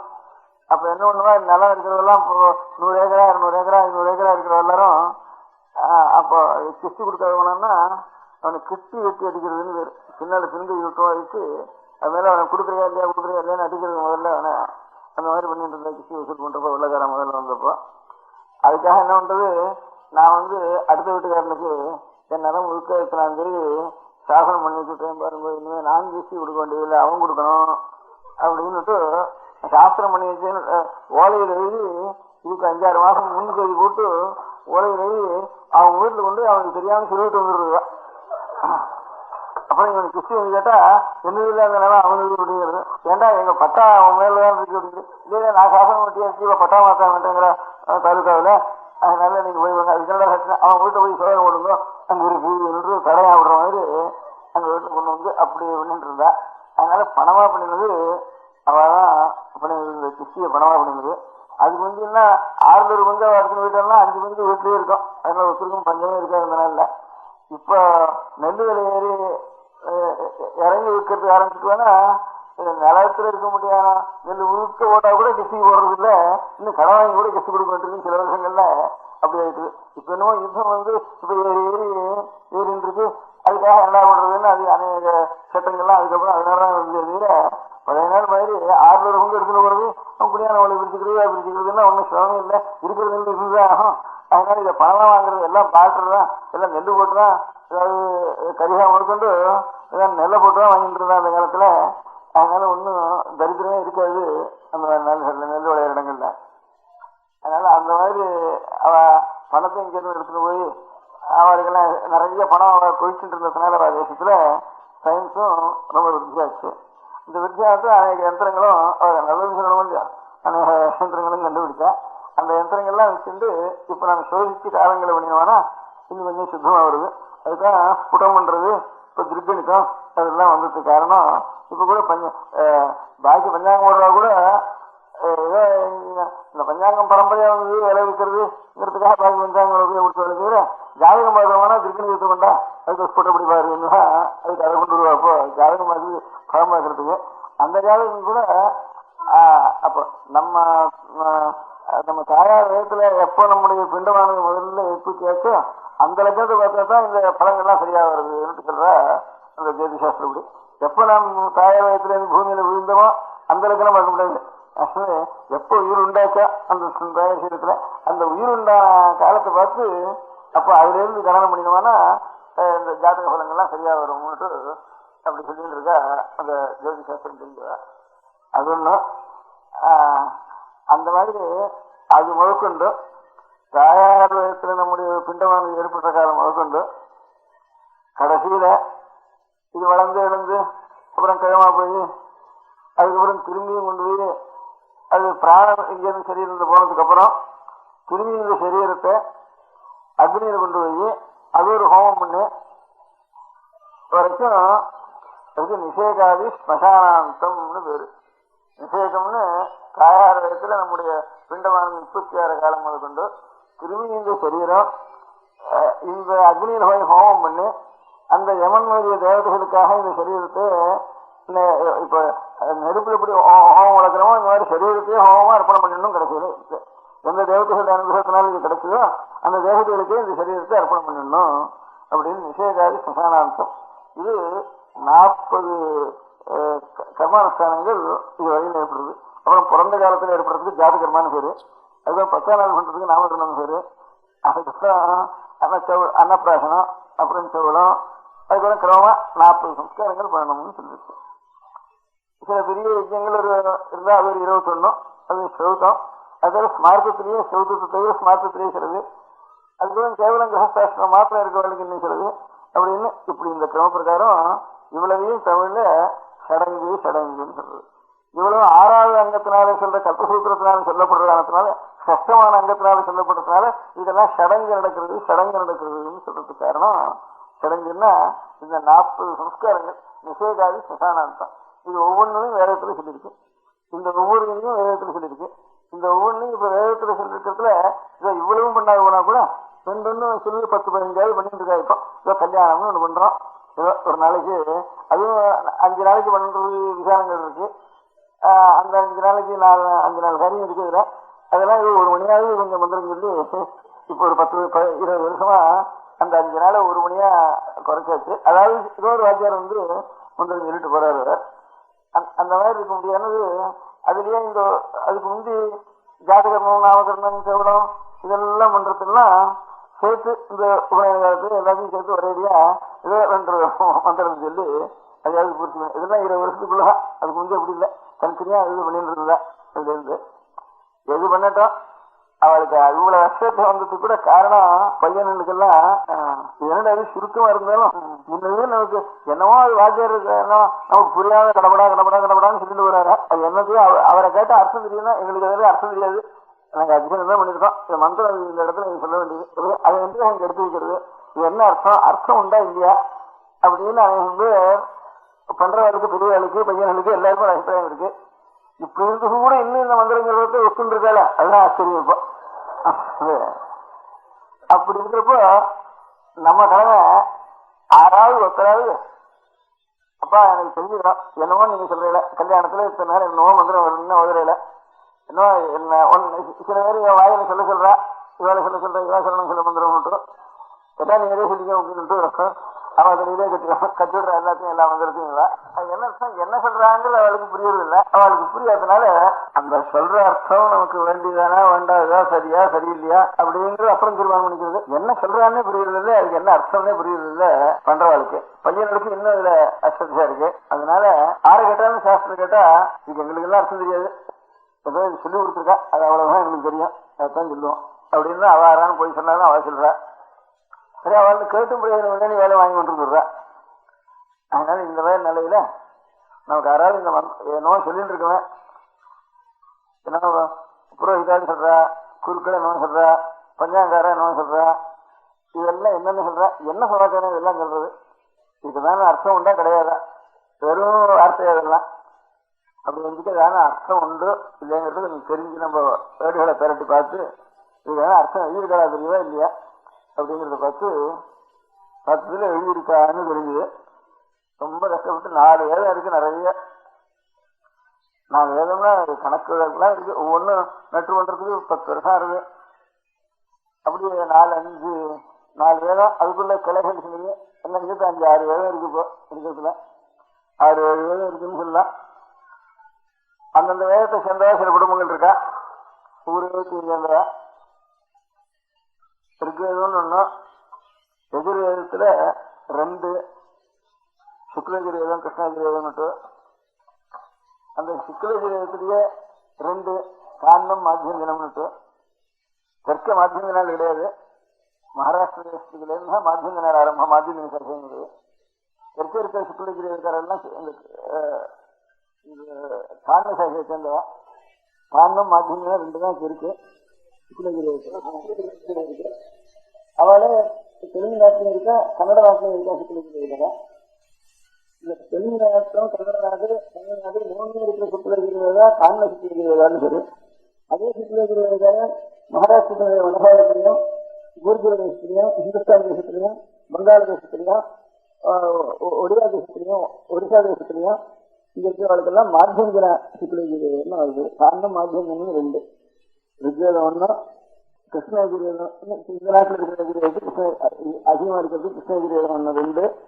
காரண சுக்லகிரேதம் 1, மாத்தியந்தின சுக்லகிரேதம் 1, ரிக்வேதத்துல 4 ஆச்சு. இப்போ அப்புறம் சாமவேதத்துல நம்ம நாட்டுல 2 இருக்கு.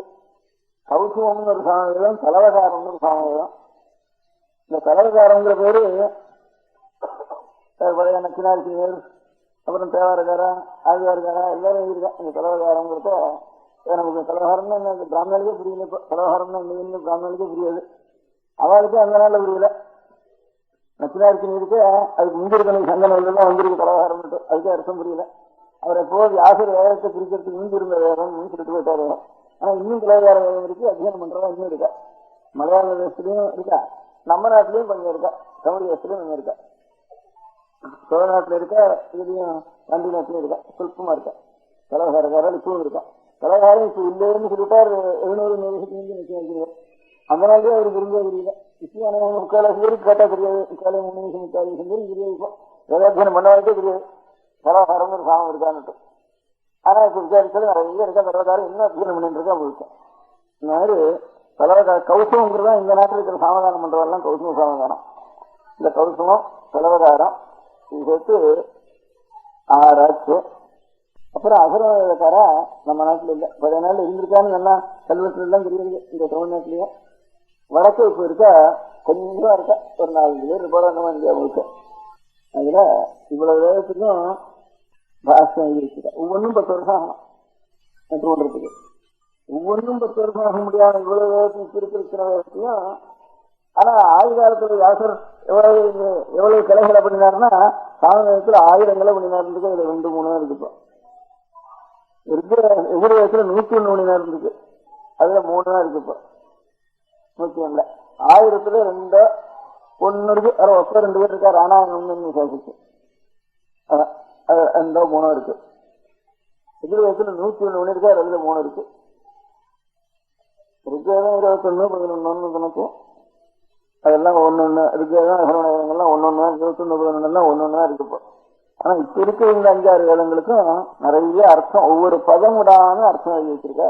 அரண்யால்னு ஒரு பெரிய அவதான் பெரிய விஜயநகரம் ராஜ்யம். அங்க டெல்லியில சுல்தான்கள் நம்ம நாட்டுக்கு வெளிநாட்டுல இருந்து இங்க இருந்து நம்ம நாடு முழுக்க ஆக்கிரமிச்சுண்டு, அப்புறம் இந்த சுல்தான்கள் ராஜபரிகாரம் பண்ணி இந்த நம்ம கோவில்கள் எல்லாம் துவம்சம் பண்ணி நாசம் பண்ணி எல்லாத்தையும் இது பண்ண காலத்துல அப்பதான் வித்யாரண்யால தெற்க வராம இந்த துங்கபத்ரனுடைய கரையில ஒரு பெரிய ராஜ்யம் வித்யாரண்யா ஸ்தாபிச்சு, வெளிநாட்டுல அந்த காலத்துல மாலிகாபூர்னு இந்த ராஜ்யம் இந்தியான கோவில்களையும் இடிச்சு எல்லாம் பண்ணிட்டு போயிட்டாங்க. நம்ம நாட்டிலையும் ஒரு படிப்பு வித்யா ஒன்றும் எல்லாம் கொண்டு போயிட்டான். அப்புறம் அதெல்லாம் அகற்றி திரும்பி ஒரு 400-500 வருஷம் அதிகமா அந்த வடக்கு எல்லாம் மறுபடியும் பாஷை எல்லாம் திரும்பி பாஷை சாஸ்திரங்கள்லாம் இருந்தாங்க. அதெல்லாம் இந்த நாட்டுல வராம இருக்க முடியாது. நம்ம கோவில்லாம் இருக்க முடியாது. அந்த கோவில் தான் பெரிய கோவிலே ரொம்ப அபூர்வம் இருக்கு. வடகோடி வச்சா எல்லாம் பழைய சிற்பங்கள்லாம் போயிட்டு இந்த நம்ம நாட்டுல இன்னும் சிற்பம் இருக்க முடியாது வச்சுட்டு. அப்ப இந்த ஆதிவாசம் அந்த காலத்துல விட பாக்கி அதுக்கப்புறம் பிரசாதமா இருக்க முடியாதுன்னா விடா போக இருக்க முடியாது. வித்யாரண்யர் தான் இதுல இருந்து கிருஷ்ணாநதி கரையில இருந்து கன்னியாகுமரி வரைக்கும் ராஜ்யத்தை ஒரு 300-400 வருஷம் நம்முடைய வடக்கேர்ந்த அவருடைய பாகம் இல்லாமல் இருக்க முடியாத வச்சுக்க ஆரம்பித்த காலத்துல அந்த வித்யாரண்யர் தான் இவ்வளவு ராஜ்ய பிரதானம் பண்ணதோட கூட இந்த 5-6 வேதத்துக்கும் ஒவ்வொரு பதமோடான அர்த்தம் இருக்கேன். அதை படிக்கிறவா இப்ப கிடையாது. கொஞ்சம் கொஞ்சம் சாஸ்திரம் படிக்கிறவா கூட ஏதோ இந்த கிராமர் மாதிரி விளக்கணும், தர்க்கம் வியாகரணம், இது 2 தான் அதிகமாக படிக்கிறாள். தவிர கொஞ்சம் இங்கே இருக்கிறவா கூட அதுவும் குறைஞ்சி வச்சு கொஞ்சம் இங்கே இருக்கிறவர்களுக்கு தர்க்க வியாகரணம் தான் படிச்சிருக்கா. எந்த வேதத்தை ஒவ்வொருத்தரும் கொஞ்சம் ஒரு ஜென்மத்தில் ஒரு தடவை உபயோகப்படுத்துறோமோ, ஒரு சடங்கு வந்தா அந்த காலத்திலேயே சொல்லுவோம் மந்திரங்களை, அந்த மந்திரத்துக்கு அர்த்தம் என்னன்னு தெரியறதுக்கு வேதத்தினுடைய அர்த்தத்தை எத்தனையுமே படிக்காமலே விட்டுட்டா. இந்த குழப்புக்காக அத்தியனம் மாத்திரம் பண்ணி வச்சுருக்கா. இவங்க சில பேர் ஆத்மார்த்தமாக அத்தியனம் பண்ணிருக்கா. சாமானியா படுப்பு வேண்டியதை மாத்திரம் எடுத்துக்கொண்டிருக்கா. சில பேர் ஜீவனத்துக்காக இருக்கு. அவ்வளவுதான். அதுக்கு அர்த்தம் என்னங்கிறது ஒருத்தரும் படிக்கல.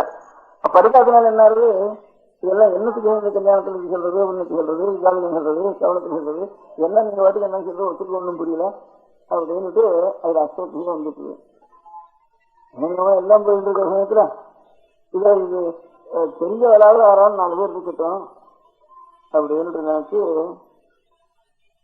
இங்க சில பேர்லாம் சேர்ந்து ஒரு 2 வருஷத்துக்கு ஒரு இப்ப வேதாத்தியனமும் பண்ணி கொஞ்சம் பாஷையும் தெரிஞ்சு பாஷா ஞானம் இருந்து வேதத்தையும் நல்லா பூர்த்தியா நட்டு பண்ணி இருக்கிறதா எத்தனை பேர் இருக்கா நம்ம தேசத்துல அப்படின்னுட்டு ஒரு கணக்கு எடுத்து அவளெல்லாம் கூப்பிட்டு நீங்க உங்களுக்கு பாஷா ஞானம் இல்லாதவர்களுக்கு திடீர்னு அந்த வேதசாஸ்திரத்துல வேதத்துக்கு அர்த்தத்தை எடுத்தா அவளுக்கு இன்னும் சொல்றதுன்னு ஒன்றும் புரியாது. பாஷையை என்ன நெட்டு வேண்டி காத்துற வேதத்தை அதுக்கு அதுக்கு அர்த்தம் என்னன்னு பாஷையை இருக்கிறத சொல்ல தெரியாது அவளுக்கு.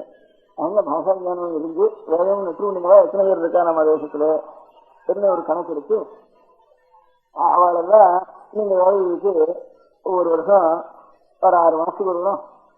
அதுதான ஒரு வேதத்துல ஒரு 10 பாகமாக இருக்கிறது. ஒரு பாகத்தை நீங்க அந்த 10 பாகத்தில் ஒரு பாகத்துல ஒரு 6 மாசத்துக்குள்ள நெட்டு கொண்டு வருங்க.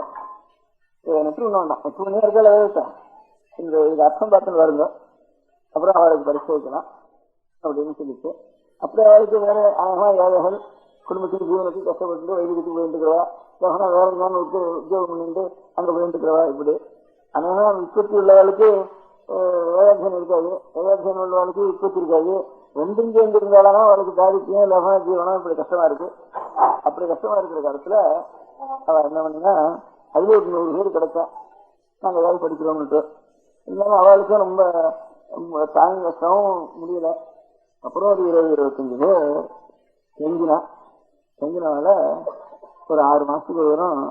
இது 5வது வருஷம் 4வது வருஷம் 10 பரீட்சை 5வது பரீட்சை 5வது பாகம் 10 பாகமா படிச்சிருக்கு. ஒவ்வொரு வேதத்தையும் 3 வேதத்துக்கு 4 வேதத்துக்கு வச்சிருக்கப்பா. ரிக்வேதம் சுக்லகிரேதம் அகிர்வேதம் சாமவேதம் 4 வேதத்துக்கு வச்சிருக்கீங்க. இந்த 4 வேதத்துலையும் வேதத்துக்கு ஒரு 4 பேர் 5 பேர் 10 பேர் அகிர்வேதத்துக்கு வந்து கொஞ்சம் ஜாஸ்தியா வர கொஞ்சம் அதை நட்டு பாதி இப்ப பாதி ஆயிருக்கவளுக்கு. அப்புறம் முதல் வருஷம் ஆரம்பிச்சு சில பேர் சேர்ந்துருக்கா. அப்படி ஒரு 20க்கு மேல 30க்குள்ள இப்போ 4-5 வரிசையா பண்ணிட்டு இருக்கா. அவளை அவ படிச்சதுக்குள்ள எந்த இடத்துல கேட்டாலும் அந்த மந்திரத்துக்கு இந்த அர்த்தம் அப்படின்னு அவ சொல்லுவா. அதே மாதிரி நீங்க சொல்லிருக்காருன்னா 10 பாகம் ஆயிடுச்சு தானே வாழ்க்கை. அவங்க வேதத்துல அவ படிச்ச வேதத்துக்குள்ள அவ எந்த வேதக்காரோ அந்த வேதத்துக்குள்ள உங்களுக்கு என்ன அர்த்தம்னா அவளுக்கு அர்த்தம் சொல்றதுக்கு தெரியும். ஆறாலும் கொஞ்சம் கிரகஸ்தால இருக்கிறவா நாங்க இன்னைக்கு கல்யாணம் பண்ண போறோங்க, இந்த கல்யாணத்துல என்னென்னவோ வந்துருங்கிறதால பையனும் சரி என்னவோ சொல்றாளோ அதுக்கு என்ன அர்த்தம் தெரிஞ்சுக்கணும் அப்படின்னு ஆசைப்பட்டா பின்னார் படிச்சிருக்காங்களா அங்க போ இந்த மாதிரி அவளை வரைக்கு 4 நாள் வச்சுட்டு என்ன நடக்க போறதுன்னு முதல்ல கேட்டுக்கோ. அவளை ஒரு பிரசங்கம் பண்ண சொல்லு. நீங்க 4 பேர் உட்காந்து 6 பண்ண போறவள கல்யாணத்துல 6 செஞ்சு கூட வந்துருங்கிற போறவளோ அதெல்லாம் நீங்க தெரிஞ்சுங்க. முதல் நாள் சரி அதுக்கு அர்த்தம் என்னது இந்த மந்திரம் சொல்றது அப்படின்னு நின்று பண்ணுங்க அப்படின்னு சொல்லி சொல்லுவானா. அதுக்கப்புறம் அவளாவது தெரிஞ்சுட்டு அதுக்கப்புறமாவது செய்யற காலத்துல இந்த அர்த்தம் அப்படின்னு அவன் தெரிஞ்சு கொள்ளலாம் அப்படின்னு சில பேராவது தயார் பண்ணி வைப்போம் அப்படின்னு நினைச்சுட்டு 100 பேர்ல இருந்து அவளுக்கு கஷ்டங்கள் சிரமங்கள் எத்தனை பாக்கி ஒரு 20-25 பேர் இந்த வருஷத்துல இருப்பேன் மனு போட்டிருக்கா. 37 பழைய மனுஷாத்துனா புதுசாக்குறேன் புதுசா இருக்கு. இப்ப 4 வருஷம் அந்த 2வது வருஷம் 3வது வருஷம் 1 வருஷம் இப்படி ஒரு எல்லாம் சேர்த்து 37 பேர் இந்த வருஷம் போட்டிருக்கா. அந்த 30 பேர் இருந்தாலும் அவளை கொண்டாவது யாருக்கான்னு தெரிஞ்சுக்கணும்னு அபிப்பிராயம் இருந்தாலும் அவள் இடத்துல போய் நீங்க தெரிஞ்சுக்கணும்னு சொல்றதுக்கு வேற முதலையாவது தயார் பண்ணலாம்னுட்டு ஏற்பாடு பண்ணி ஒரு பரீட்சைன்னு வச்சு, பரீட்சைன்னா அவளுக்கு கொஞ்சம் அந்த 6 மாசம் படிக்கணுமானா அந்த 6 மாசத்துல கஷ்டமா இதோ கொஞ்சம் ஒரு 4 வயசுக்காவது 3/4 வயசுக்கு நம்ம இருந்து ஒரு 6 வயசு 4 வயசுக்காவது அவளுக்கு சம்பாவனையா கொடுத்து அதை நம்ம படிக்க சொல்லுவோம். முழுக்க படிச்சுட்டாலும் அப்புறம் ஏதாவது சம்பாவனை கொடுப்போம், அவளுக்கு சம்பாவனை பண்ணுவோம் அப்படின்னு நினைச்சுட்டு அது கொஞ்சம் ஃபண்டு வந்து சேர்த்து இதுக்கெல்லாம் ஃபண்டுனா சேர்றது கஷ்டம் தான். ஏன்னா லௌகிக நிர்பந்தமோ ராஜாங்க நிர்பந்தமோ இது ஒரு பயமோ இருந்தா நிறைய பணம் சேரும். இது லாபமோ இல்லை ராஜாங்க பயமோ இல்லை லோகத்தில் இருக்க முடியாத ஜனங்களுடைய பயமோ ஏதாவது இருந்திருந்தா தான் பணம் சேர்க்க முடியும். அதுல எல்லாம் ஜனங்களுக்கு பணம் நிர்பந்தமா பணம் வசூல் பண்ணி போயிடுறா. இதை போய் கேட்டா இதுக்கு சிபாரிசு இல்லாத பணம். இதுல எல்லாருக்கும் ஆசை இருந்தாலும் அந்த நிர்பந்தங்கள்லாம் இது பணம் கொடுக்கறதுக்கு சிரமப்படுது ஜனங்களுக்கு. ஆனா இது அதிகமா பிரச்சாரம் வடைகளை போய் கேட்கற வேலைக்கு ஊக்கம் இல்லை, அதுல கேட்கற வேலைக்கு ஊக்கம் இல்லை, இல்லை அப்புறம் கொடுக்குற வேலைக்கு ஊக்கம். அதுக்கப்புறம் ஏதோ அப்படி இப்படிமா இருக்குது. அவளுக்கு ஏதோ கொஞ்சம் பணம் கொடுத்து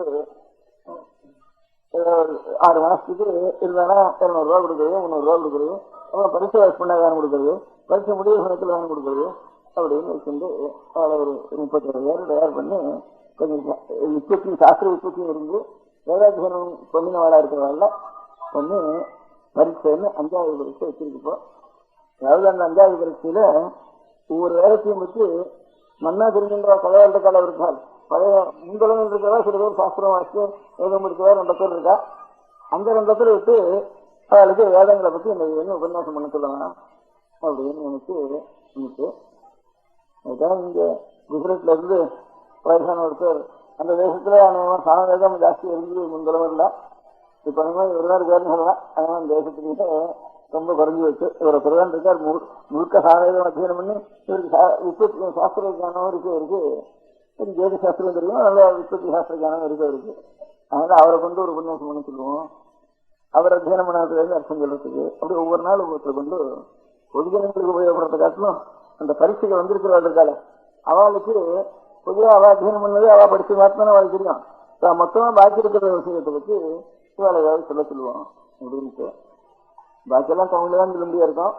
இவாளுக்கு மாத்திரம் தமிழ் தெரியாததுனால அவளுக்கு சம்ஸ்கிருத ஞானம் இருக்கிறதுனால அவளுக்கு சம்ஸ்கிருதம் தெரியாததுனால அந்த பரிசுக்கு வந்திருக்கிறவர்கள அவளை சம்ஸ்கிருதத்துல சொல்லிட்டு அதான் நான் மைக்கு வச்சிருந்தா இருக்கு.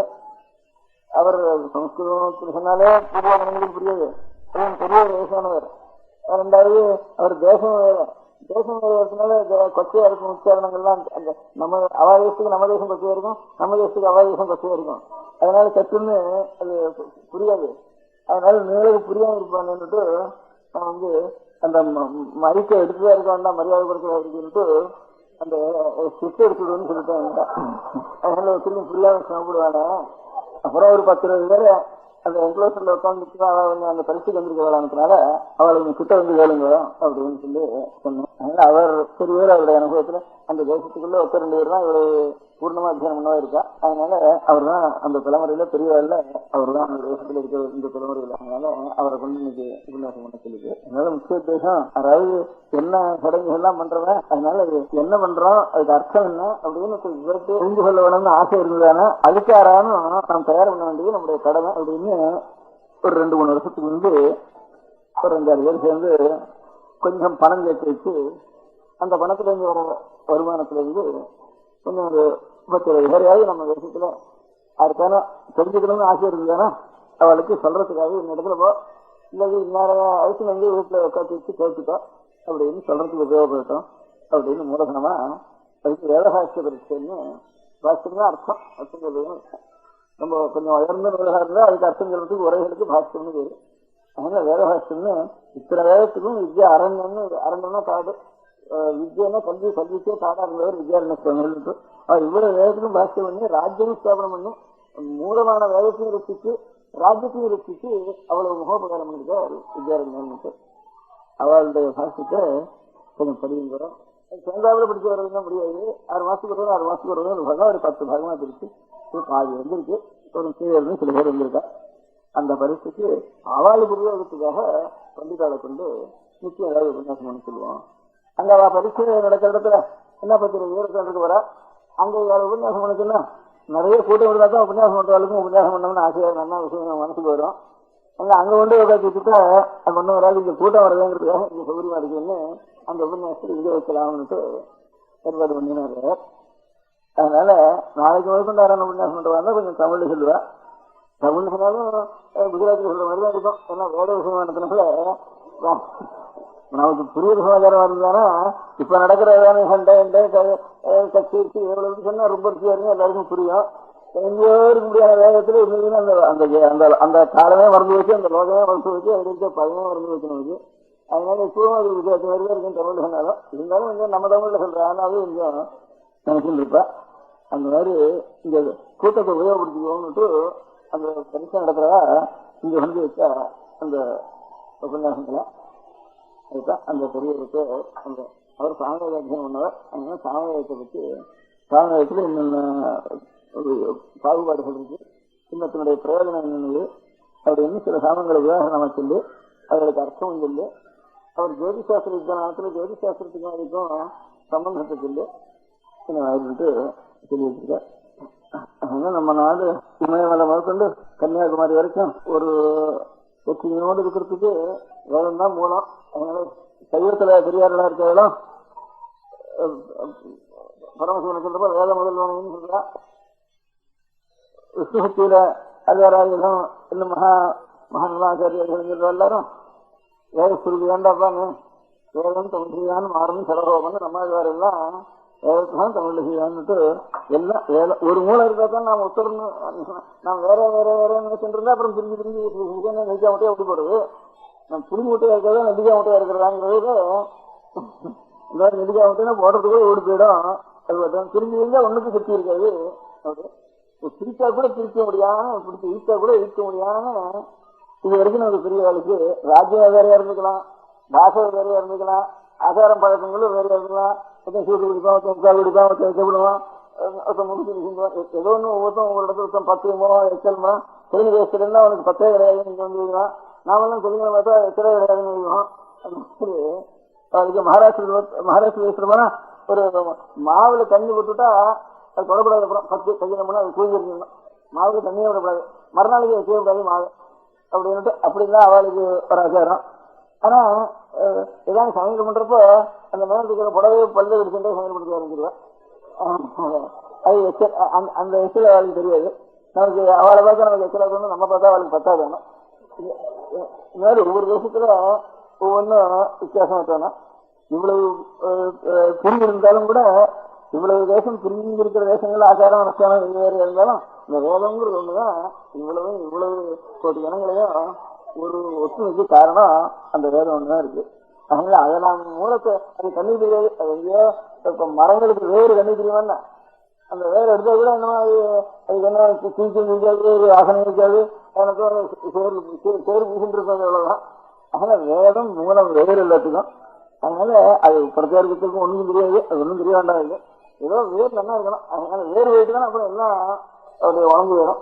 அப்படி அது போகாம இருக்க முடியாதுன்னா வேர்ல தண்ணி வைக்கிறதுக்கு சில பேராவது தண்ணி வச்சுட்டு இருக்கணும் அப்படிங்கிறதுக்காக அந்த சிலையாக இருந்தா தான் இந்த இவ்வளவு தேசமும் நமக்கு தத்துவங்கள் முழுக்க ஒரு காலங்கள் ஆகனா இன்னொரு காலத்துல பெரிய காலம் இதுக்கு அர்த்தம் வச்சிருக்கா. நமக்கு அர்த்தம் தெரியாதவனா கூட அர்த்தம் தெரிஞ்சுக்கணும்னு கொஞ்சம் கஷ்டப்பட்டவனா கொஞ்சம் கேள்வியாகி தெரிஞ்சுக்கோங்கிறதுக்கு மூல நிதி வச்சிருக்கா. அந்த நிதியை நாம கொண்டு அந்த வேதத்தை வச்சுக்கொண்டு சமமா இருக்க வேண்டியது வேதத்தை. அதனால இப்போ சில பேர் அடுத்த கிழமை இவா கூட இருக்க மாட்டான், இந்த 30-20 பேர் கூட இருக்க மாட்டான், இவன் இவளையாவது வச்சுக்கணும் எங்க இல்லையாது அப்படிங்கிற முறையில அதுதான் சில பேர் சேர்ந்து ஒரு அவளுக்கு பரீட்சை பண்றது, அவளுக்கு பரீட்சை பண்றதுக்கு அவள் படிக்கிறதுக்கு வேண்டிய சௌகரியம் பண்றது அப்படின்னு ஏற்பாடு பண்ணிருக்கான்.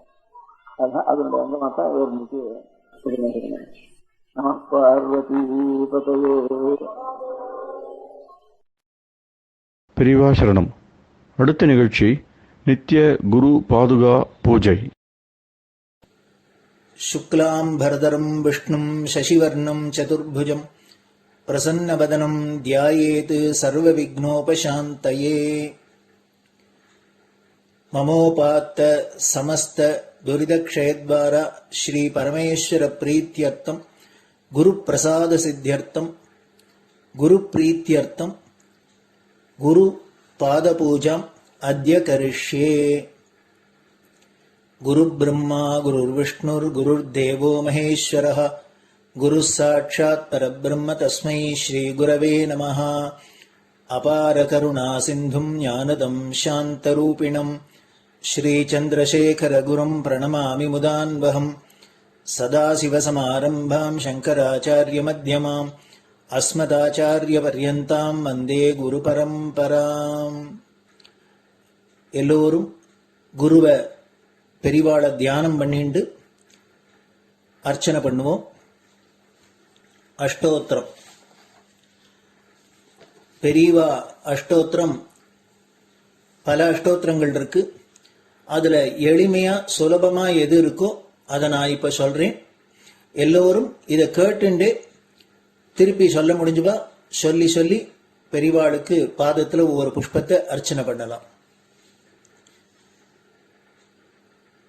ஓம் ஸ்ரீ காஞ்சி காமகோட்டி பீடாதீஸ்வராய நமஹ.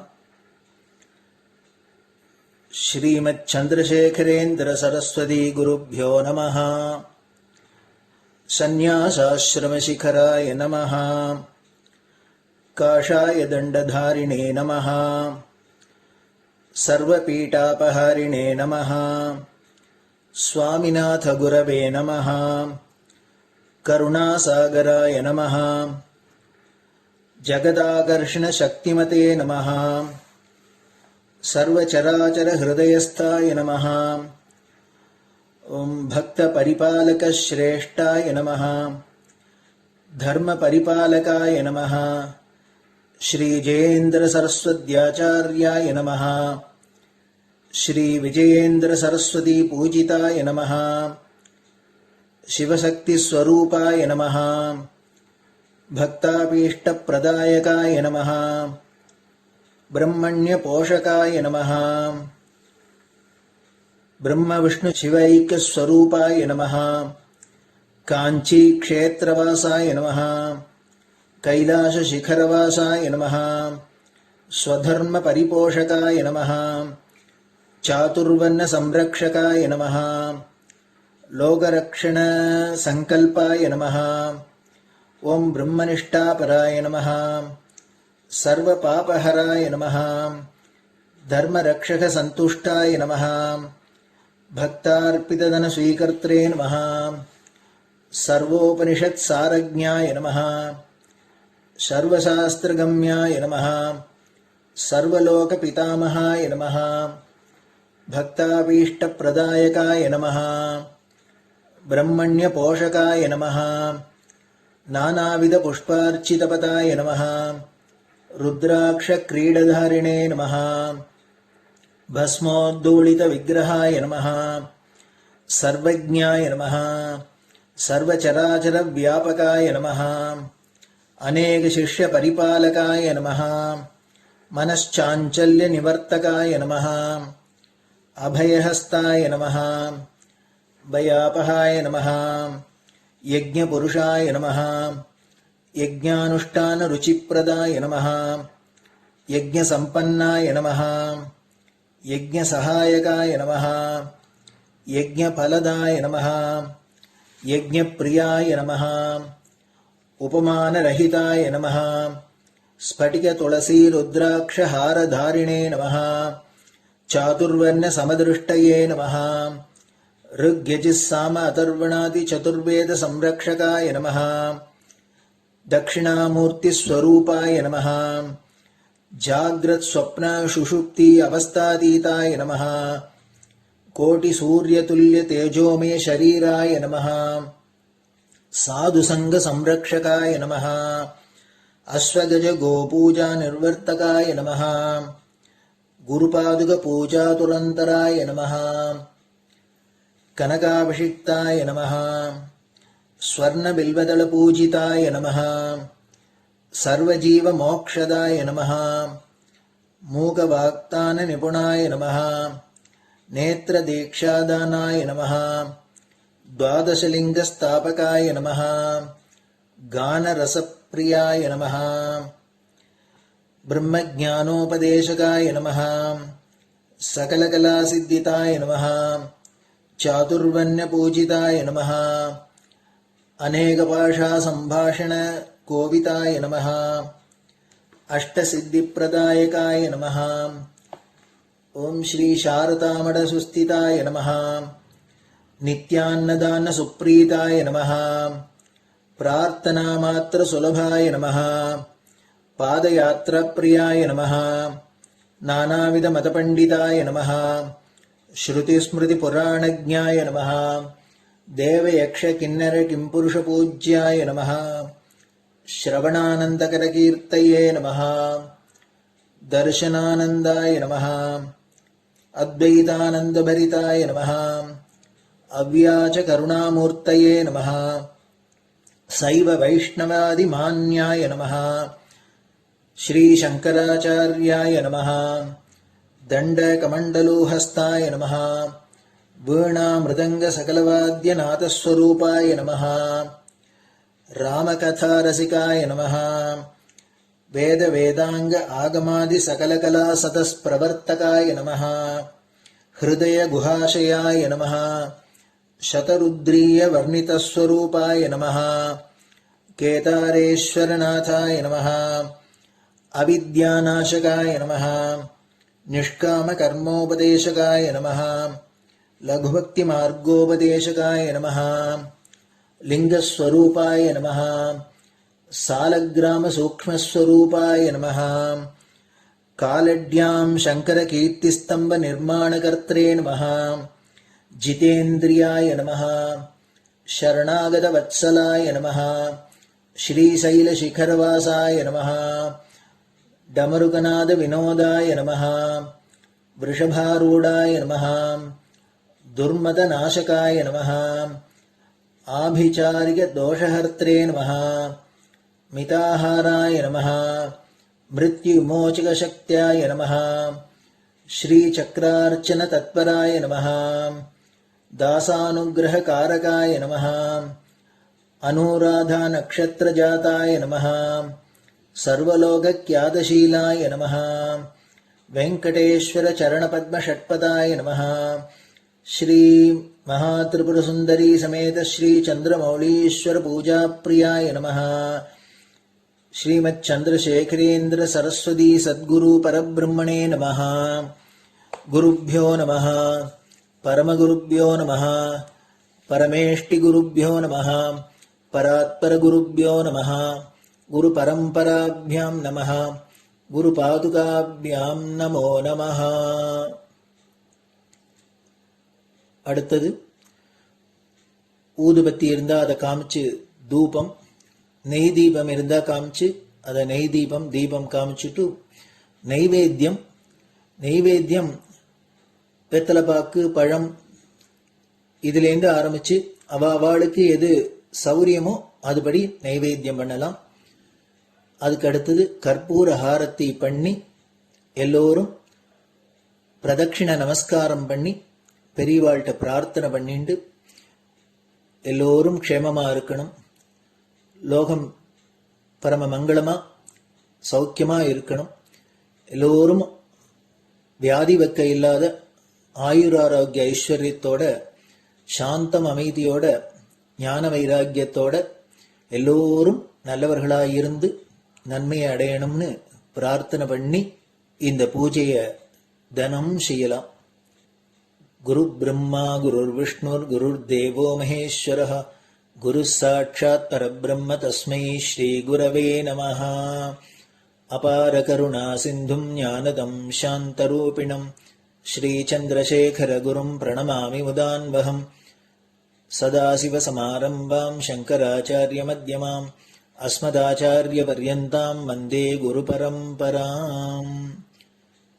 குரு பாத பூஜை நிறைவடைஞ்சது. பெரியவா சரணம். திருச்சிற்றம்பலம். நிலை பெறுமாறு எண்ணுதியேல் நெஞ்சே நீவா, நித்தலும் எம்பிரானுடைய கோயில் புக்கு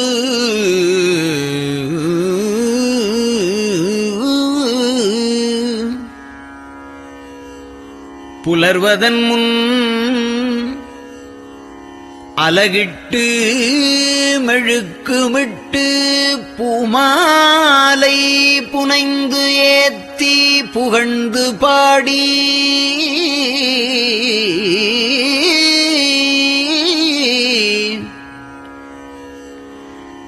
தலையாரக் கும்பிட்டு கூத்தும் ஆடி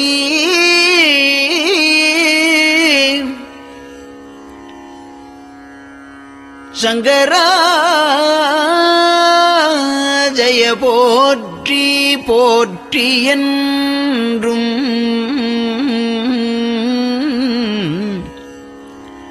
அலைபுனல் சேர் செஞ்சடையம் ஆதி என்றும் ஆரூரா என்றென்றே அலரானில்லே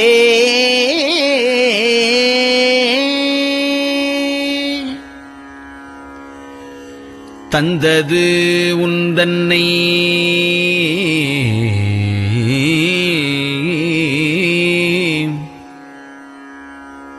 கொண்டது எந்தன்னை சங்கரா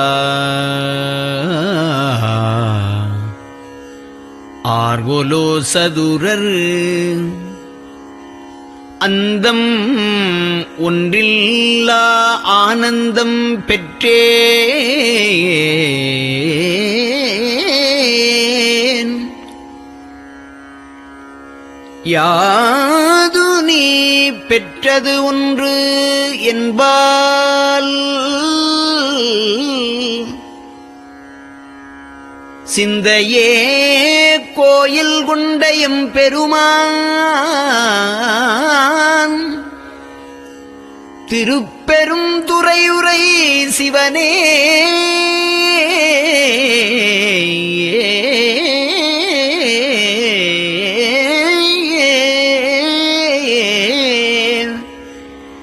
எந்த ஈசா உடல் இடம் கொண்டாய் யான் இதற்கு இலன் ஓர் கைமாறே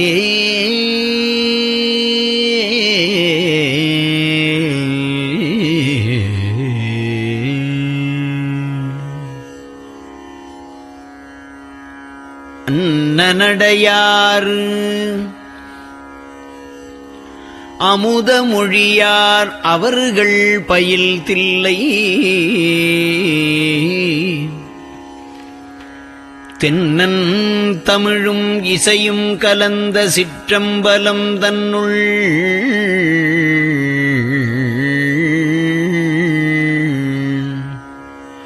பொன்னும் மணியும் நிறந்த தலத்து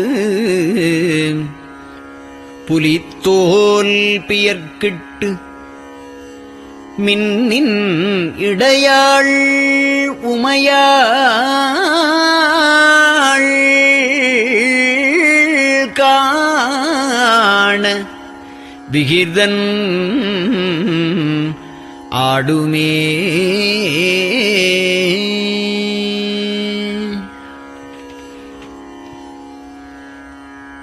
நெட்டையிலா உடல் நீத்து என்னை ஆண்ட நிகரிலா வண்ணங்களும்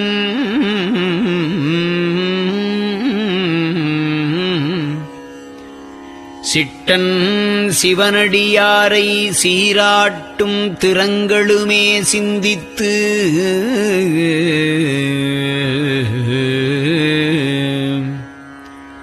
அட்டமூர்த்திக்கு என் அகம் நெகவூரும் அமிழ்தனுக்கு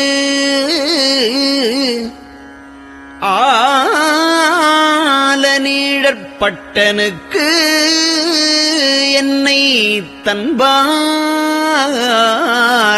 தன்பாற்படுத்தானுக்கே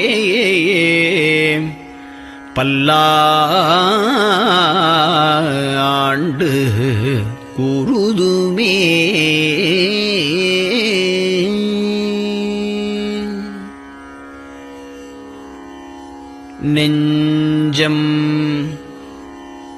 ஈசனைக் காண்பதே விரும்பி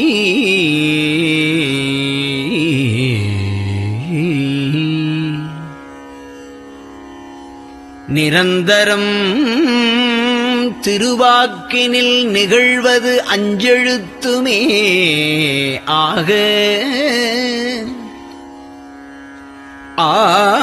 ஆளுடைய அம்மை செம்மலர் கைகுவித்து அருளி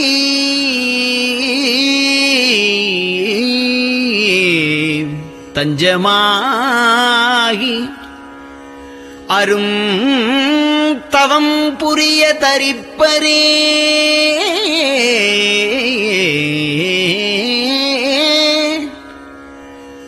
அவள்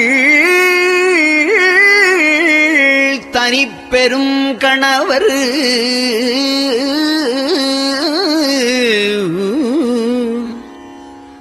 வஞ்சம் நீக்கிய மாவின் மூலத்து வந்து தோன்றினார் மலைமகள் காண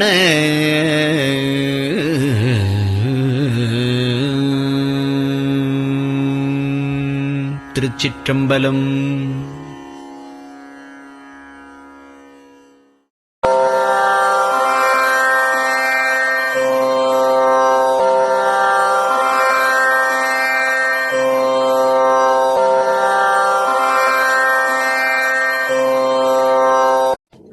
பெரியவா சரணம். பெரியவா வானொலியின் காலை நிகழ்ச்சிகள் இத்துடன் நிறைவடைகின்றன. எமது அடுத்த ஒளிபரப்பு இன்று மாலை இந்திய நேரப்படி 6 மணிக்கு துவங்கும். பெரியவா சரணம்.